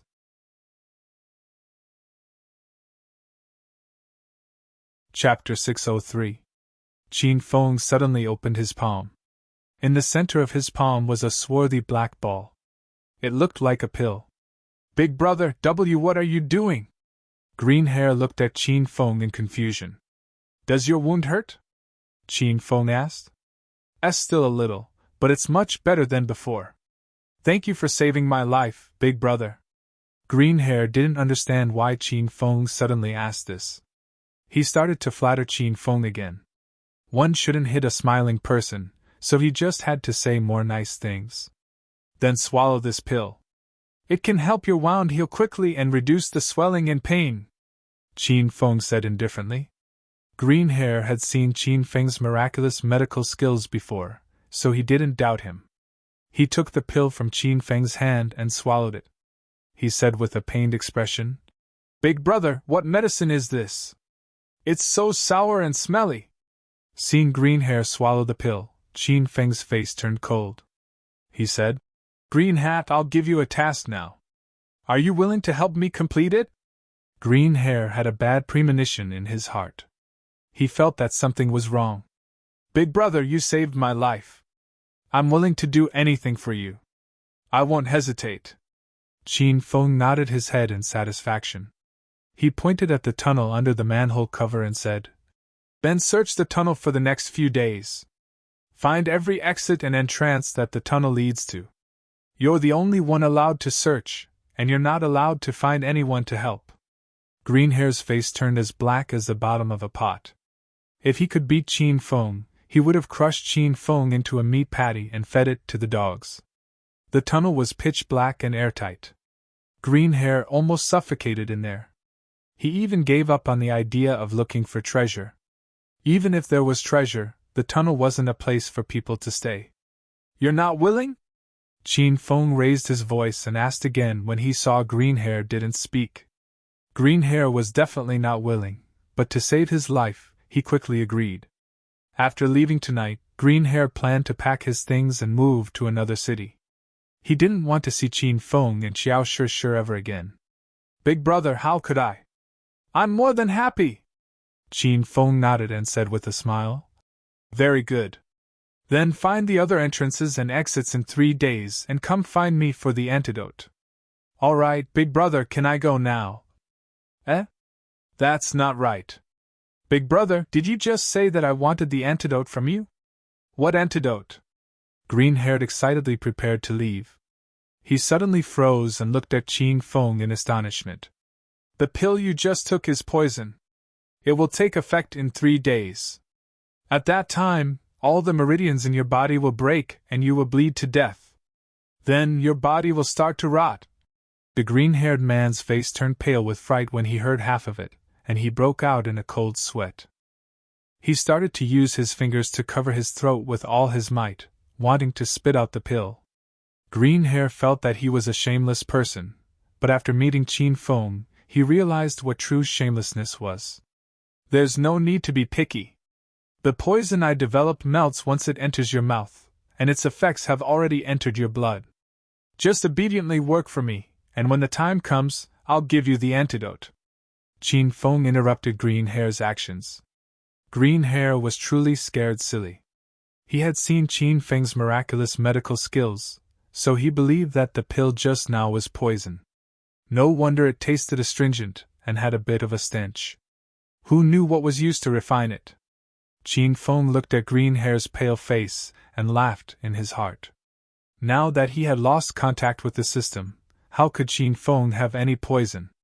That pill was just a small ball made from the mud that Qin Feng stuck to his body when he tunneled through the tunnel. It could only scare an ignorant hooligan like Green Hair. The reason why Qin Feng had Green Hair investigate the other entrances and exits of the tunnel was because he was worried that the William family dug these tunnels. This time, the William family secretly infiltrated Capital University, and it was very likely that they used these tunnels. When Green Hair found out that he couldn't even run, he felt extremely sullen. However, things had already come to this, so he immediately changed his attitude. He looked at Qin Feng with a fawning expression and said, Hee hee, big brother, you misunderstood. There was dirt in my mouth, and that was just spitting. I didn't mean anything else. Being able to work for big brother is the greatest honor in my life. Don't worry, big brother, I'll definitely do this well. Not bad. That's the right thing to do. You can go back now, Qin Feng said. Qin Feng had seen many award-winning hooligans like Green Hair, so he was not surprised at all. Green Hair heaved a sigh of relief. He turned around and was about to leave when Qin Feng suddenly shouted, Wait, go back from here! The green-haired man looked at Qin Feng pointing at the tunnel under the manhole cover, and his eyes were filled with despair. Before he could come back to his senses, a gust of wind came from behind him. Qin Feng kicked the green-haired man back into the tunnel. After covering the manhole cover, Qin Feng raised his head and looked at the starry night sky. What a beautiful night! The villa that Yan Wushuang rented was not far from Capital University, so Qin Feng quickly returned to the villa. This time, he returned as Xiao Feng, so he couldn't stay with Chang Xian and Hua Yan anymore. However, he was happy to live under the same roof as Yan Wushuang. You're not dead yet? Why are you back so late? Yan Wu Shuang's cold voice came from the living room sofa as soon as Qin Feng entered the villa. Yan Wu Shuang was wearing a black silk nightgown. She was wrapped in a woolen blanket and curled up on the sofa, watching a stupid Korean drama. Qin Feng felt like he had returned to his own home. He took off his shoes, jumped onto the sofa, and ate the fruits on the coffee table. What's wrong? Can't you sleep if I'm not back? Why don't we sleep together tonight? Yan Wu Shuang knew what Qin Feng was going to say the moment he opened his mouth. She angrily interrupted him. Shut up! You can sleep on the street tonight if you keep talking nonsense. Qin Feng curled his lips and mumbled. Fine, I won't sleep with you. But don't beg me to sleep with you in the future. Qin Feng, do you want to die? What are you mumbling about? Do you want to piss me off every day to be happy? Yan Wu Shuang and Qin Feng were a pair of quarrelsome lovers. They would quarrel after a few sentences and then reconcile after a few sentences. I heard you defeated the exchange student from the St. Medical College today? Did you notice anything wrong? Yan Wu Shuang brought the topic back to business. She couldn't wait to complete the A-rank mission of the Dragon Sect as soon as possible so that she wouldn't have to be Qin Feng's partner anymore. There are 5 exchange student representatives from the St. Medical College. They are about the same age as me, so there's nothing special about them. However, there's a girl named Avril who is a little strange. She didn't speak during the battle and seemed to be absent-minded. She wasn't as angry as the other 4 exchange students when they lost. It seems like she doesn't care about the exchange. It was rare for Qin Feng to not joke around with Yan Wu Shuang. In fact, when Qin Feng was serious, Yan Wu Shuang found him quite pleasing to the eye. All right, I'll keep an eye on that girl named Avril. Have you seen the representative group of teachers? Are there any suspicious people among them? Yan Wu Shuang did not go to class. She split the work with Qin Feng. Qin Feng was in charge of observing in public while Yan Wu Shuang was in charge of investigating in secret. I haven't seen the representative group of lecturers yet. However, I defeated those exchange students today, so I believe the representative group of lecturers from the St. Medical College will come looking for me tomorrow. I'll let you know if there's anything new. At this point, Qin Feng thought of something and added, That's right, I just found a suspicious tunnel. I suspect it was dug by the William family. The tunnel leads from a hidden street outside of Provincial Capital University all the way to the biological laboratory in the old city area of Provincial Capital University. You can check it out when you have time. Yan Wu Shuang's beautiful eyes sparkled. She said excitedly, This is a good clue. I'll go check it out myself. Qin Feng nodded and told Yan Wu Shuang the exact location of the manhole cover. Yan Wu Shuang memorized the location.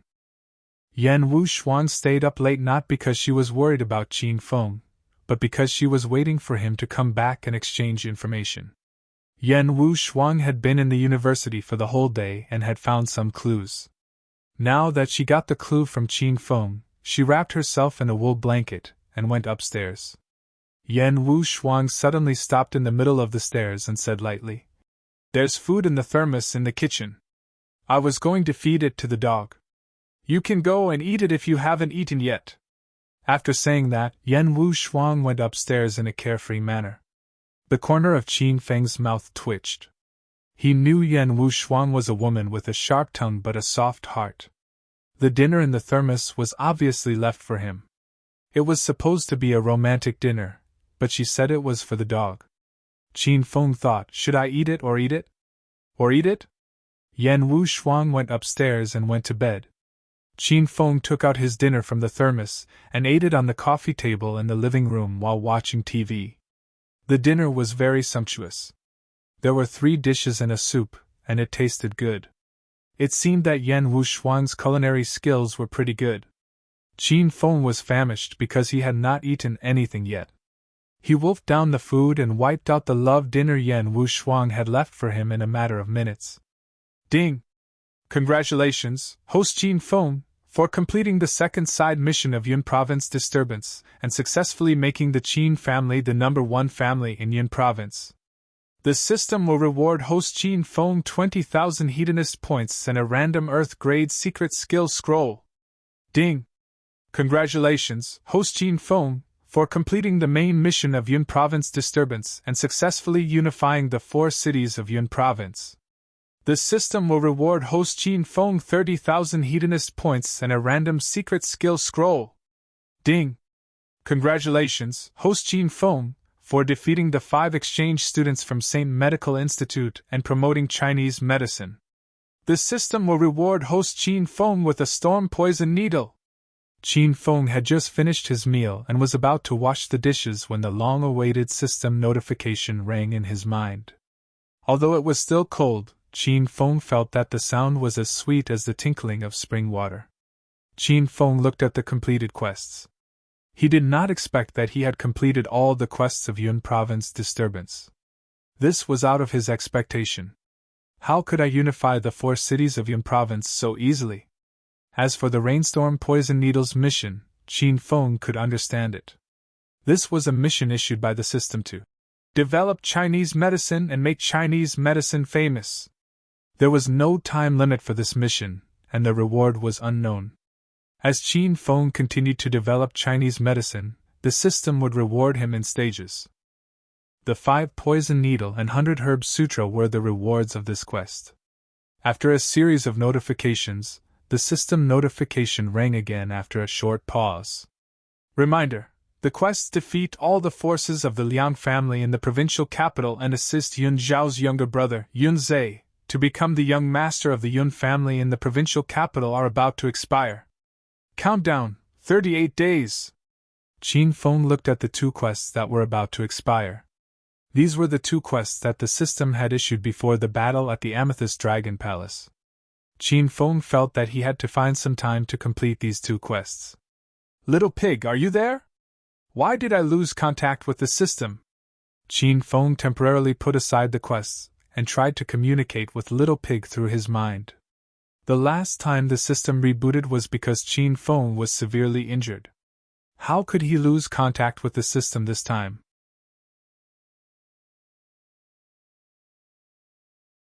Chapter 604. Ding! The hedonist sovereign system has issued a quest. Host must pick up the female boss, Yan Wu Shuang, within the specified time. Quest time limit, 3 months. If the quest is successfully completed, the system will reward host Qin Feng with 50 hedonist points and a lover's lock. If the quest is failed, 50,000 hedonist points will be deducted. Qin Feng didn't wait for Little Pig's reply. Instead, he heard a series of notifications from the system. Qin Feng was dumbfounded when he saw the quest. He couldn't believe it. He had accepted many quests from the system, but this was the first time he had received a quest that only rewarded 50 hedonist points but had a penalty of 50,000 hedonist points. Was the system not malfunctioning? Of course it's not a system malfunction. I was the one who issued this quest to master. Little Pig's angry voice sounded in Qin Feng's mind. Qin Feng thought for a bit, and an image flashed in the system. He saw Little Pig's fur standing on end, and his skin was charred black as if he had been struck by lightning. Qin Feng's mouth turned into an "oh" shape. Little Pig, what happened to you? Qin Feng was so agitated that he spoke in a local dialect. What happened? It's all because of you, master. Little Pig said with an aggrieved expression. 3 days ago, you asked me about innate seductive bones on the pedestrian street in Acropolis City. I almost revealed your secret, so the system started to punish me. I was struck by lightning for 3 days and 3 nights, and the system automatically shut down for 3 days and 3 nights. It just reopened now. Hearing this, Qin Feng was dumbfounded. Being struck by lightning for 3 days and 3 nights and still alive, a dead pig doesn't fear boiling water. These ancient sayings really made sense. Why did innate seductive bones reveal your secret? Qin Feng still didn't understand. Innate seductive bones are nothing, but this kind of woman has something to do with Master's past. Crackle! Just as Little Pig was halfway through his sentence, Qin Feng saw a purple bright lightning strike from the system. It struck Little Pig squarely in the forehead. Qin Feng felt pain just by looking at it. He wondered how Little Pig felt. Master, don't talk to me anymore. I hate you. Black smoke came out of Little Pig's pink nose, and he couldn't open his eyes. Qin Feng felt sorry for this little guy. How could the system be so inhumane? That's right, this is a pig. Humanity is useless. Okay, then I won't talk about being born with a seductive bone anymore. Oh right, you said that being born with a seductive bone has something to do with my identity? What does that mean? Qin Feng's curiosity was piqued. He was very curious about his background. Ever since he was born, he and his father, Qin Huang, had depended on each other. Uncle Fu had always been his bodyguard. Qin Feng had never seen his mother. He didn't know where she was and how she was doing. Or did they not even know whether they were alive or dead? Qin Feng really wanted to know about this. But every time he asked his father, Qin Huang would change the topic. Now that the system seemed to know about Qin Feng's background, how could Qin Feng miss this great opportunity? A lightning halo hovered above Little Pig's head. Little Pig raised his eyelids slightly, and saw it clearly. Seeing this, Qin Feng didn't wait for Little Pig to speak and changed the question. Lil Piggy, why did you give me that mission to pick up girls? The reward is so little, and the punishment is so high. Are you trying to harm me? Qin Feng stared at Little Pig. Little Pig didn't even bother to avoid Qin Feng's gaze. It said straightforwardly, Master, I gave you that mission on purpose. I also purposely lowered the reward and increased the punishment. I was struck by lightning for 3 days and 3 nights, and Master, you've been picking up girls for 3 days and 3 nights. You can't bully a small animal like this. Since Master likes to pick up girls so much, then I'll fulfill your wish. Little Pig had always been very vengeful. Qin Feng was so angry that he gritted his teeth, but he couldn't do anything to this fat little pig. Qin Feng carefully looked at the mission again and realized that the target of his picking up girls was Yan Wushuang. Qin Feng slapped his forehead. This was another difficult mission. Yan Wushuang said before that she would rather be with a pig than Qin Feng. If Qin Feng was really with her, then wouldn't he be a pig? Little Pig ignored Qin Feng. There was a ball of lightning hovering above his head, so he wasn't in the mood to talk. Qin Feng could only study the system interface. He had completed quite a few missions and now had a total of 127,000 hedonist points, an Earth-grade skill scroll, and a hidden interface scroll. Qin Feng first used the 2 scrolls and drew an Earth-grade skill scroll. Demon Lord's Bible. Then, he opened the system's hidden interface. Spirit Talisman Palace. According to the Demon Lord's Bible, this was a high-grade skill scroll of the Demon Cultivator clan. It could increase the speed of a Demon Cultivator's breakthrough. After all, Qin Feng wasn't a Demon Cultivator or Evil Cultivator. He had only absorbed Demon Qi and Corpse Qi, so this Demon Cultivator secret scroll wasn't very useful to Qin Feng. As for the Spirit Talisman Palace, it was actually a very useful interface. The mind-cleansing talismans, tranquil talismans, and fireball talismans that Qin Feng bought from the system could all be made for free at the Spirit Talisman Hall. However, there was a certain threshold for making talismans in the Spirit Talisman Hall. Qin Feng was only at the inner Qi stage and didn't have any true Qi in his body. He could only collect some spirit stones and place them in the Spirit Talisman Hall in order to make some talismans for free. Qin Feng wasn't a demon cultivator, so he didn't have spirit stones on him. Therefore, these 2 scrolls were temporarily useless to Qin Feng. With a trace of disappointment, Qin Feng opened the out-of-print interface. He had been eyeing the cosmic flying sword for a long time. Opening the out-of-print interface, the first page to be unlocked was the cosmic flying sword. The page was still gray, and there were 2 chains hanging on it. At the bottom, it was marked that it required 100,000 hedonist points to unlock. Now that Qin Feng had 127,000 hedonist points, he clenched his teeth and pressed the unlock button. Click! 100,000 hedonist points disappeared in an instant, leaving only 27,000. The two chains automatically broke and the originally gray page shone with a golden light. A dazzling longsword was engraved on the page. The body of the sword gave off a flowing red light. It lay motionlessly on the page, but Qin Feng could feel the longsword piercing through the clouds and soaring freely in the bright sky. Good sword, it really is a good sword. With this cosmic flying sword, Innerchi stage martial artists are no match for me. Qin Feng could already feel the power of the cosmic flying sword even before he obtained it. Qin Feng tried to grab the cosmic flying sword with his hand, but he grabbed nothing. Master, the items in the out-of-print interface are all out of print in the system. The system doesn't even have them, so Master has to collect the materials and make them himself, Little Pig said. When Qin Feng had obtained the out-of-print interface, he had guessed that the system would screw him over like this. However, when he spent 100,000 hedonist points to unlock the Galaxy Flying Sword and found out that the Galaxy Flying Sword no longer existed, and that his 100,000 hedonist points had gone down the drain, Qin Feng really wanted to strangle the little pig.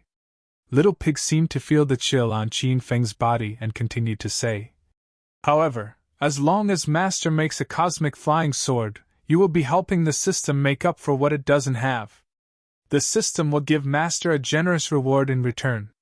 The reward will be double the hedonist points you spent to unlock the out-of-print celestial equipment." Qin Feng's mood quickly improved. Double the reward? If he made this cosmic flying sword, the system would give him 200,000 hedonist points. It seemed that the system was quite humane. A second ago, Qin Feng was cursing the system for being shameless, but now, he was beaming with joy, praising the system for being humane and all sorts of good things. Little Pig was used to its master's vulgarity and shamelessness, so it wasn't surprised at all. It lay on Qin Feng's shoulder and entertained itself.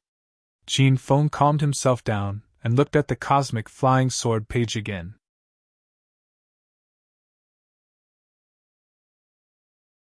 Chapter 605. Yuan meteor stones, large amounts of crystal stones, large amounts of spirit stones, 100-year ice crystals, cold steel, black copper. There were many materials needed to create a starry sky flying sword. There were more than 30 types of materials. Qin Feng had heard of more than 20 of them and could think of ways to obtain them. As for the other 10 or so materials, he had only heard of them and were rarely seen on Earth. There were even some materials that he had never heard of before. Qin Feng didn't know where to look for them. Forging the cosmic flying sword was much more difficult than Qin Feng had expected. This made Qin Feng a little disappointed. He didn't know if he could forge this celestial equipment. Qin Feng closed the out-of-print interface and looked at his remaining 27,000 hedonist points. Where should he spend them? Right now, Qin Feng had all sorts of high-grade cultivation methods and secret manuals. He also had all sorts of blue and orange-grade spiritual weapons. On the contrary, his own strength was still lacking. Of course, reaching stage 6 Innerchi at Qin Feng's age was already rare in China. However, after Qin Feng obtained the killer book, came into contact with China's 5 tigers, and witnessed true stage 9 external experts, Qin Feng's view of the world had changed. If stage 9 external was already so powerful, then the 9 dragons of China were all stage 9 Innerchi experts. How powerful would they be? Qin Feng immediately decided to use the remaining hedonist points to concoct pills and use them to break through as soon as possible. Lei Ming, the leader of the yellow group in the dragon sect, was a stage 8 Innerchi expert. Qin Feng couldn't even figure out the strength of the black group's Song Changxing. Qin Feng still had to stay in the dragon sect in the future. If he didn't increase his strength, how could he deal with these treacherous old foxes? Qin Feng opened the system's alchemy pavilion. The gigantic cauldron of the heaven and earth stood in front of Qin Feng. Qin Feng had studied the alchemy pavilion before. If he wanted to concoct higher quality pills, he had to continuously upgrade the cauldron of the heaven and earth and the fire seed. Qin Feng previously used the natural fire seed and the cauldron of the heaven and earth that the alchemy pavilion gave him for free to concoct grade 1 pills. Now that Qin Feng had subdued the destructive fire, he thought that he should be able to concoct higher quality pills. Boom! Qin Feng slapped his hand and several streams of destructive fire fell under the cauldron of the heaven and earth. The cauldron of the heaven and earth rose 3 meters high and burned of the cauldron of the heaven and earth. The heaven and earth cauldron slowly revolved. How powerful was the destructive fire! Yet, it was unable to melt the cauldron. It didn't even cause the slightest damage. Qin Feng looked at the pill concoction pavilion's purchase interface. He discovered that only the first-grade pill formulas were lit up. The other pill formulas were gray, indicating that they could not be purchased. Now, all the elixir formulas of grade 3 and below were lit up. This meant that Qin Feng could refine grade 3 elixirs in the alchemy pavilion now that he had the destructive flame. This meant that he was a grade 3 alchemist. Qin Feng's mood immediately improved, and he prepared to choose a rank 3 medicinal pill that could speed up his breakthrough and increase his cultivation. At this moment, Little Pig reminded him, "Master, you can spend 10,000 hedonist points to upgrade the heaven and earth cauldron. After upgrading, with your destructive flames and the upgraded heaven and earth cauldron, Master will be able to refine rank 4 medicinal pills." Qin Feng's mind stirred. A grade 4 elixir was a grade higher than a grade 3 elixir. The difference between them was like a chasm. Upgrade the heaven and earth cauldron! Qin Feng didn't think too much and spent 10,000 hedonist points to upgrade the heaven and earth cauldron. Rumble! Suddenly, a loud sound rang out, and the ground of the pill concoction pavilion shook violently. The 3-meter-tall heaven and earth cauldron seemed to be covered in a layer of dust. The ancient runes on the cauldron changed, and the giant cauldron began to slowly grow bigger. In the end, it became a super cauldron that was at least 5 meters tall. Compared to the heaven and earth cauldron before it was upgraded, it was clearly more high-end and majestic. After the heaven and earth cauldron was upgraded, Qin Feng discovered that the purchase interface of the pill concoction pavilion had changed. The previously sealed 4th-grade pill formulas were now lit up, indicating that they could be purchased. Qin Feng carefully looked at the pill formulas of various grades. Most of the first-grade medicinal pills started from 1,000 hedonist points, and the higher ones were 3,000 hedonist points. The refreshment pills and healing pills that Qin Feng refined last time cost 1,000 hedonist points. Qin Feng specially looked at the price of the blood chi pill and the inner vitality pill. These 2 pills were second-grade miraculous pills. Back then, the system sold the blood chi pill for 1,000 hedonist points each, and the inner vitality pill for 2,000 hedonist points each. The 2 pill formulas in the pill concoction pavilion cost 3,000 hedonist points. Don't think that 3,000 hedonist points was a high price. This was because the pill formulas contained the ingredients needed to refine the pills, and it could refine 15 pills at a time. In total, one pill was only 200 hedonist points, which was much cheaper than the system's 1,000 hedonist points and 2,000 hedonist points each. Qin Feng finally understood the use of the pill concoction pavilion. With the pill concoction pavilion, not only could he refine all kinds of miraculous pills, but it also saved Qin Feng a lot of hedonist points. Qin Feng no longer hesitated. His gaze fell on the 4th-grade spirit pills, searching for the pill that was most suitable for him. Qi Strengthening Pill Description: a 4th-grade spirit pill can stabilize a martial artist's inner qi, refine inner qi, and speed up the breakthrough of martial artists below stage 6 inner qi. Recipe price: 10,000 hedonist points. After Qin Feng finished reading the introduction of the Qi Strengthening Pill, he went to the general purchase page outside the pill concoction pavilion. A single Qi Strengthening Pill cost 5,000 hedonist points, but the pill concoction pavilion only cost 10,000 hedonist points to refine 8 Qi Strengthening Pills. Qin Feng saved 30,000 hedonist points in one go. Qin Feng still had 17,000 hedonist points left, so he spent 10,000 hedonist points on the Qi Strengthening Pill formula. The remaining 7,000 hedonist points were reserved for emergencies. 10,000 hedonist points disappeared in an instant, and the Qi Strengthening Pill formula was successfully purchased. Qin Feng's mind was flooded with a huge amount of unfamiliar information about refining the qi strengthening pill. At the same time, all kinds of precious medicinal ingredients appeared in the system's storage interface. Qin Feng could use these medicinal ingredients to refine the qi strengthening pill at any time. With the formula and medicinal ingredients in hand, Qin Feng couldn't wait any longer. He immediately started to refine the qi strengthening pill according to the alchemy procedure in his mind. Qin Feng used the talisman of clairvoyance to peep on Huayan refining the pill in Chang Xian's villa. At that time, Huayan's entire body was on fire, and her clothes were burnt to a crisp. While Qin Feng was enjoying the beautiful scenery, he also gained a better understanding of the alchemy procedure. With a wave of his hand, Qin Feng threw a few of the main medicinal ingredients into the cauldron of heaven and earth. The 5-meter-tall cauldron rose slowly and started to spin in the air.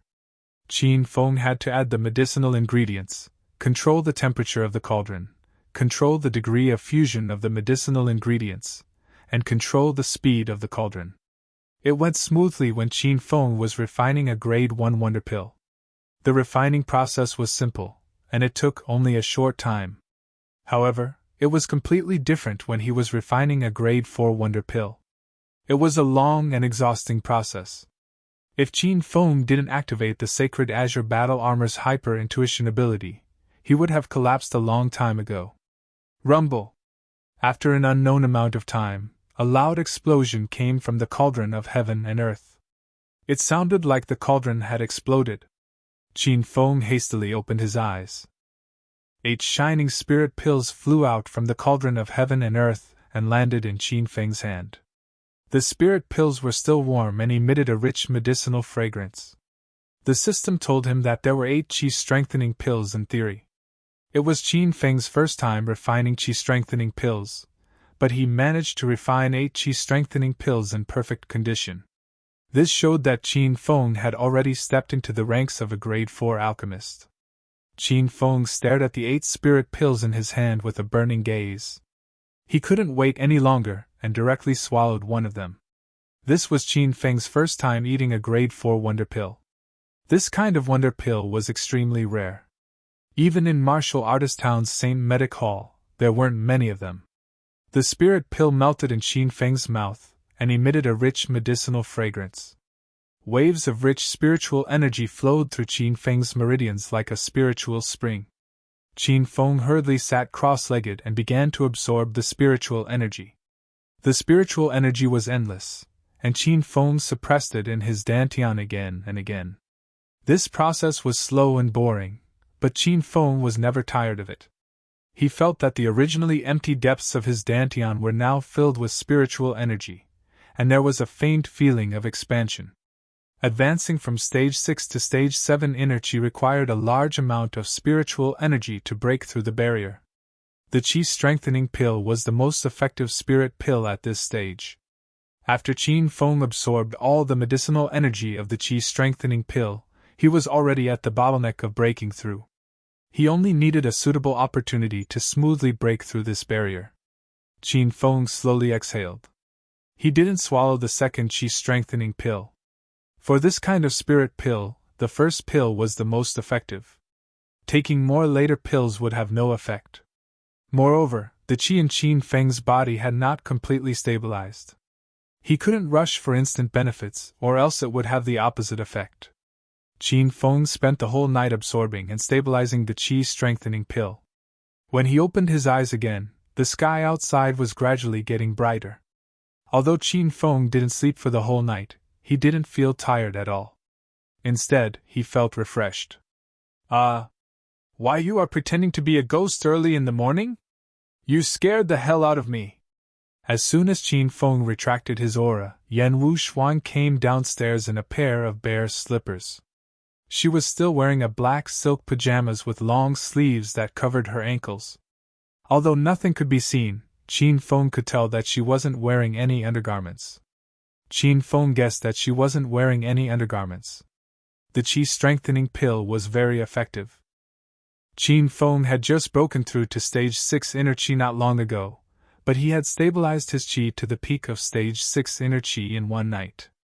He was in a good mood. He smiled at Yan Wushuang and said, "Team Leader Yan, do you pretend to be a ghost early in the morning? Even if I pretend to be a ghost, I'll knock on your door in the middle of the night." Yan Wushuang glared at Qin Feng angrily. She placed her hands on her hips, puffed out her chest, and sucked in her stomach. "How dare you scare me in the middle of the night? I'll kill you!" Yan Wushuang suddenly looked at the lunchbox and the TV on the table. She asked doubtfully, "Did you lie on the sofa and watch TV the whole night? We are on a very difficult mission now. Why do you look like you are on vacation? I'm so mad." Qin Feng didn't explain to Yan Wushuang. He stood up and went upstairs. He was sweaty last night, so he wanted to take a shower. "Team Leader Yan, hurry up and make breakfast. I'm going downstairs to eat." "Who do you think I am? A housekeeper? If you are hungry, make your own breakfast. Otherwise, go buy it from the street." Yan Wushuang was very unhappy. Why did she have such a lazy and lecherous partner? How can the food you buy from the street compare to Team Leader Yan's cooking? I like your cooking very much. It tastes good. It was rare for Qin Feng to praise Yan Wushuang. Yan Wushuang was stunned. When she regained her senses, she found that Qin Feng had gone upstairs. Yan Wushuang's cheeks were slightly flushed. She walked into the kitchen with a smile on her face. She put on her apron and started to prepare breakfast. "At least you know what's good for you. You finally said something sensible. Forget it, who asked this great beauty to be so kind-hearted? Now that I'm in a good mood, I'll make your breakfast as well."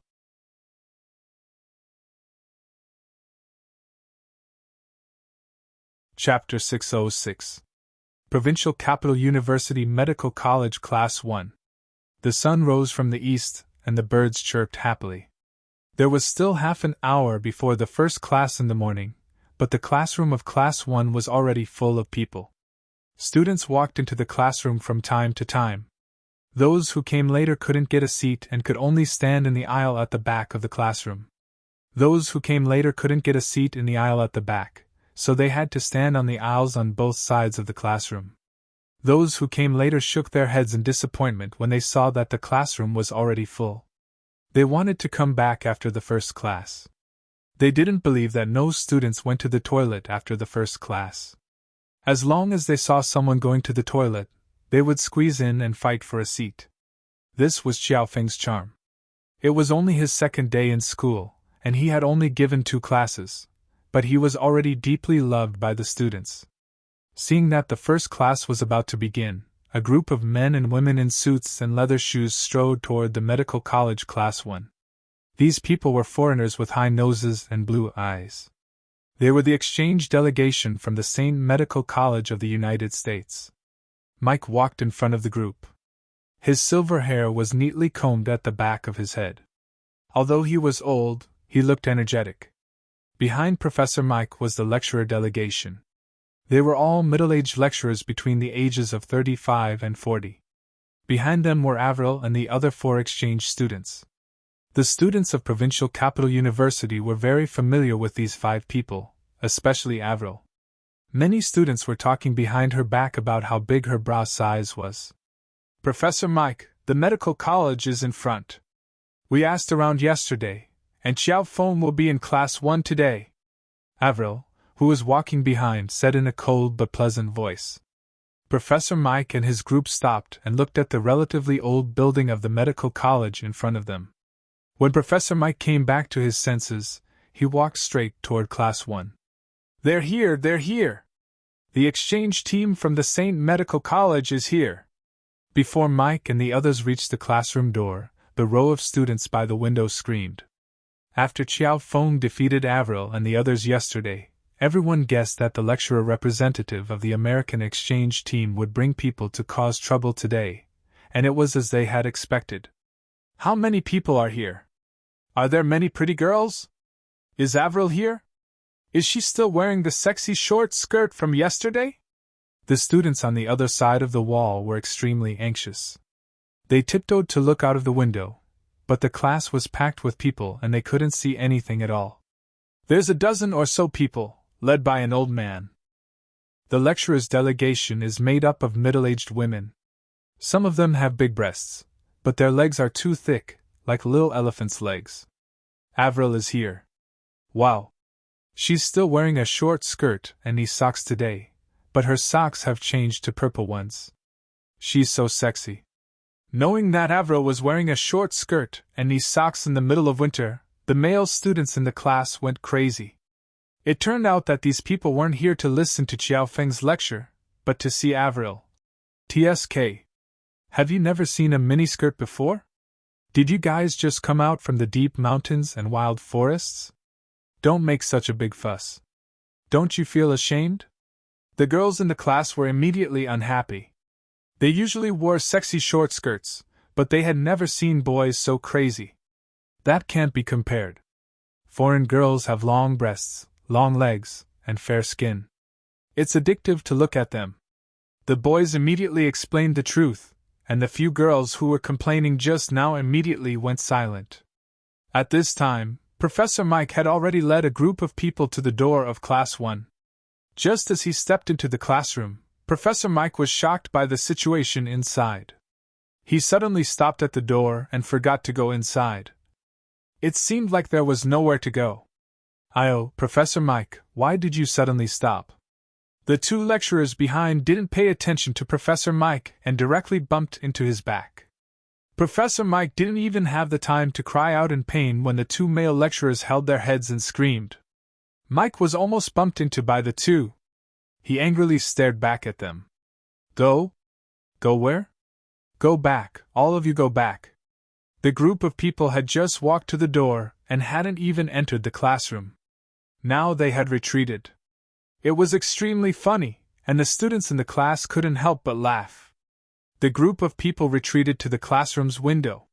Seeing the fiery situation in the classroom, everyone was shocked. Did they go to the wrong place? This was clearly the dance floor of a nightclub. Avril, what's going on? Did you remember the wrong way? Mike looked at Avril and the others, his tone a little cold. That's right, this is the place. I don't know why so many students came today. Avril was sure that the place couldn't be wrong. Owen also stood up and said, Professor Mike, this is the place. The afternoon before yesterday, we defeated that rubbish Western medicine teacher in this class. At that time, the class wasn't full. The teacher was scratching his feet on the podium and reading the text. Most of the students were sleeping, and those who weren't sleeping were playing with their phones. They looked lifeless.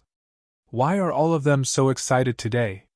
Willis, Peter, and Jack also looked like they had Alzheimer's disease.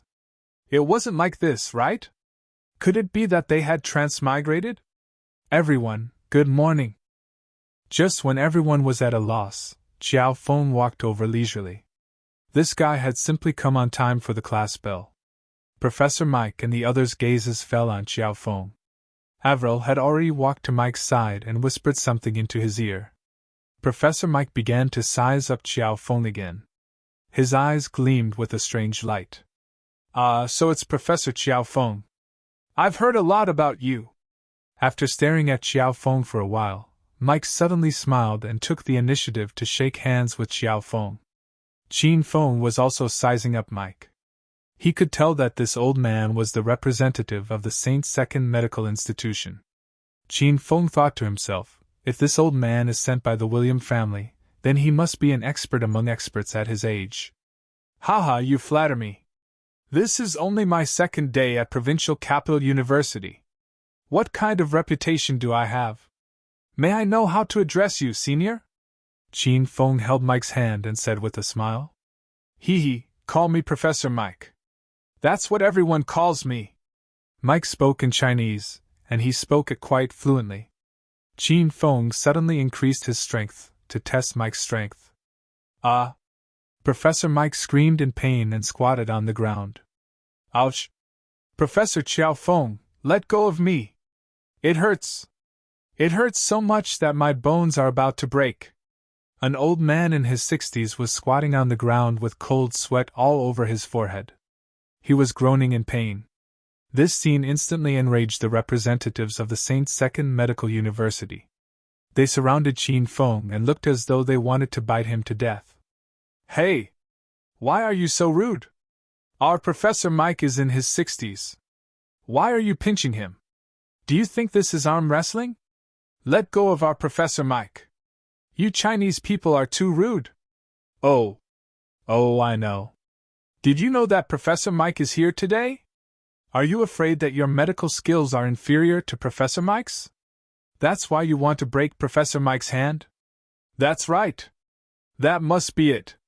The representatives of the Saint Second Medical Association were all talking at once. Even Qin Feng was impressed by their imagination. Professor Mike's forehead was drenched in cold sweat, and his face was as red as a pig's liver. Qin Feng quickly let go of the old man's hand. Did I guess wrong? Hee. Professor Mike, I'm really sorry. I'm born with great strength. Sometimes I can't control my strength when I'm agitated. I'm too excited to see Professor Mike. I heard that Professor Mike sells the best French fries. I must try them when I have the chance. There was a saying that one should never hit a smiling person. Qin Feng's face was radiant and pure, so the representatives of the Saint Second Medical Association did not know what to do with him. Idiot! McDonald's sells French fries. Our Professor Mike is a Western medicine professor. Peter glared at Qin Feng with an arrogant and disdainful attitude. The members of the Saint Second Medical Association twitched their mouths. Of course, they had heard Qin Feng mention that Professor Mike sold French fries. However, it was obvious that Qin Feng was insulting the professor. It would be better if Qin Feng did not say it out loud. Instead, it would be embarrassing for the representatives of the Saint Second Medical Association. Everyone was well aware that they did not mention this matter. Only Pete, who was muscle-bound and simple-minded, was foolish enough to be proud of himself. I've long heard that the representative students of the Saint Second Medical Association are all roosters among the elites. This young man is not bad. Since everyone is at the entrance of the classroom, why don't we go in and listen to the lecture? It's time for class. After Qin Feng finished laughing, he acted as if nothing had happened and walked into Class 1's classroom, minding his own business. Peter's expression became even prouder when he was singled out by Qin Feng. He muttered to himself, "Humph! You have good taste, kid!" After entering the classroom, Qin Feng finally understood why Professor Mike and the others were standing outside the classroom. "Professor Qiao Feng, you're late. You're late by 3 minutes and 3 seconds. You'll have to make up for the lost time after class. Professor Qiao Feng, were you fighting with the representatives of the Saint Second Medical Association just now? Do you need our help? If your medical skills are inferior to the representatives of their lecturers, you should tell us earlier. We'll cripple their lecturers' hands and let them compete with you." The corner of Qin Feng's mouth twitched violently when he heard the students coming up with all kinds of rotten ideas. These were all his students. When Professor Mike saw that Qin Feng had entered the classroom, he led a group of people to the classroom's entrance. Professor Mike heard the students' rotten ideas as soon as he entered the classroom. He was so angry that he almost fell to the ground. "Professor Qiao Feng, there are too many students in your class. I'm afraid that more than half of them are from other classes or departments. I hope you can drive away the extra students so that the quality of teaching will not be affected." Professor Mike had a belly full of anger even before he started his medical competition with Qin Feng. The students in the class were not happy to hear Mike's words and started to shout angrily. They started to complain because they didn't want to leave. They still wanted to watch Professor Qiao Feng act cool and learn from him. "Be quiet! Be quiet!" Qin Feng slammed the table, and the students didn't dare to make a sound. Qin Feng didn't reprimand the students for being noisy.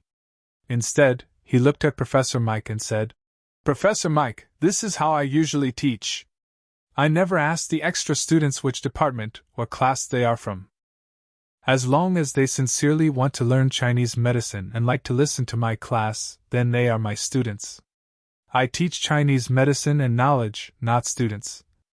If Professor Mike thinks the classroom is too crowded, then don't come in and listen to my class." Qin Feng's tone was relaxed, but it was filled with unquestionable determination. The more than 200 students in the class were moved to tears.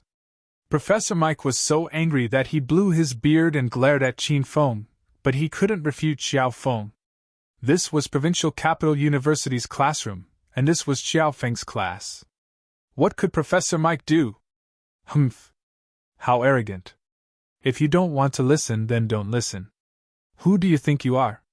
Your class isn't worthy of our Professor Mike's status.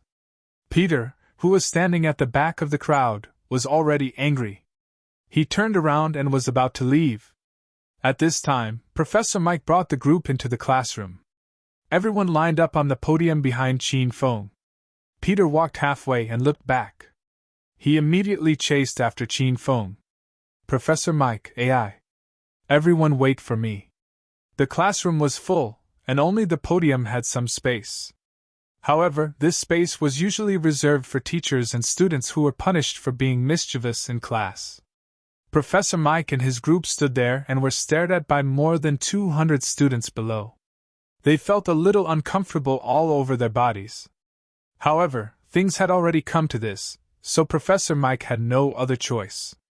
He stood at the very center of the podium and looked at Qin Feng's back thoughtfully. Who knew what he was thinking? You're tuning into the Phoenix Nights YouTube channel. Don't forget to subscribe and join us on this journey to catch the most captivating stories.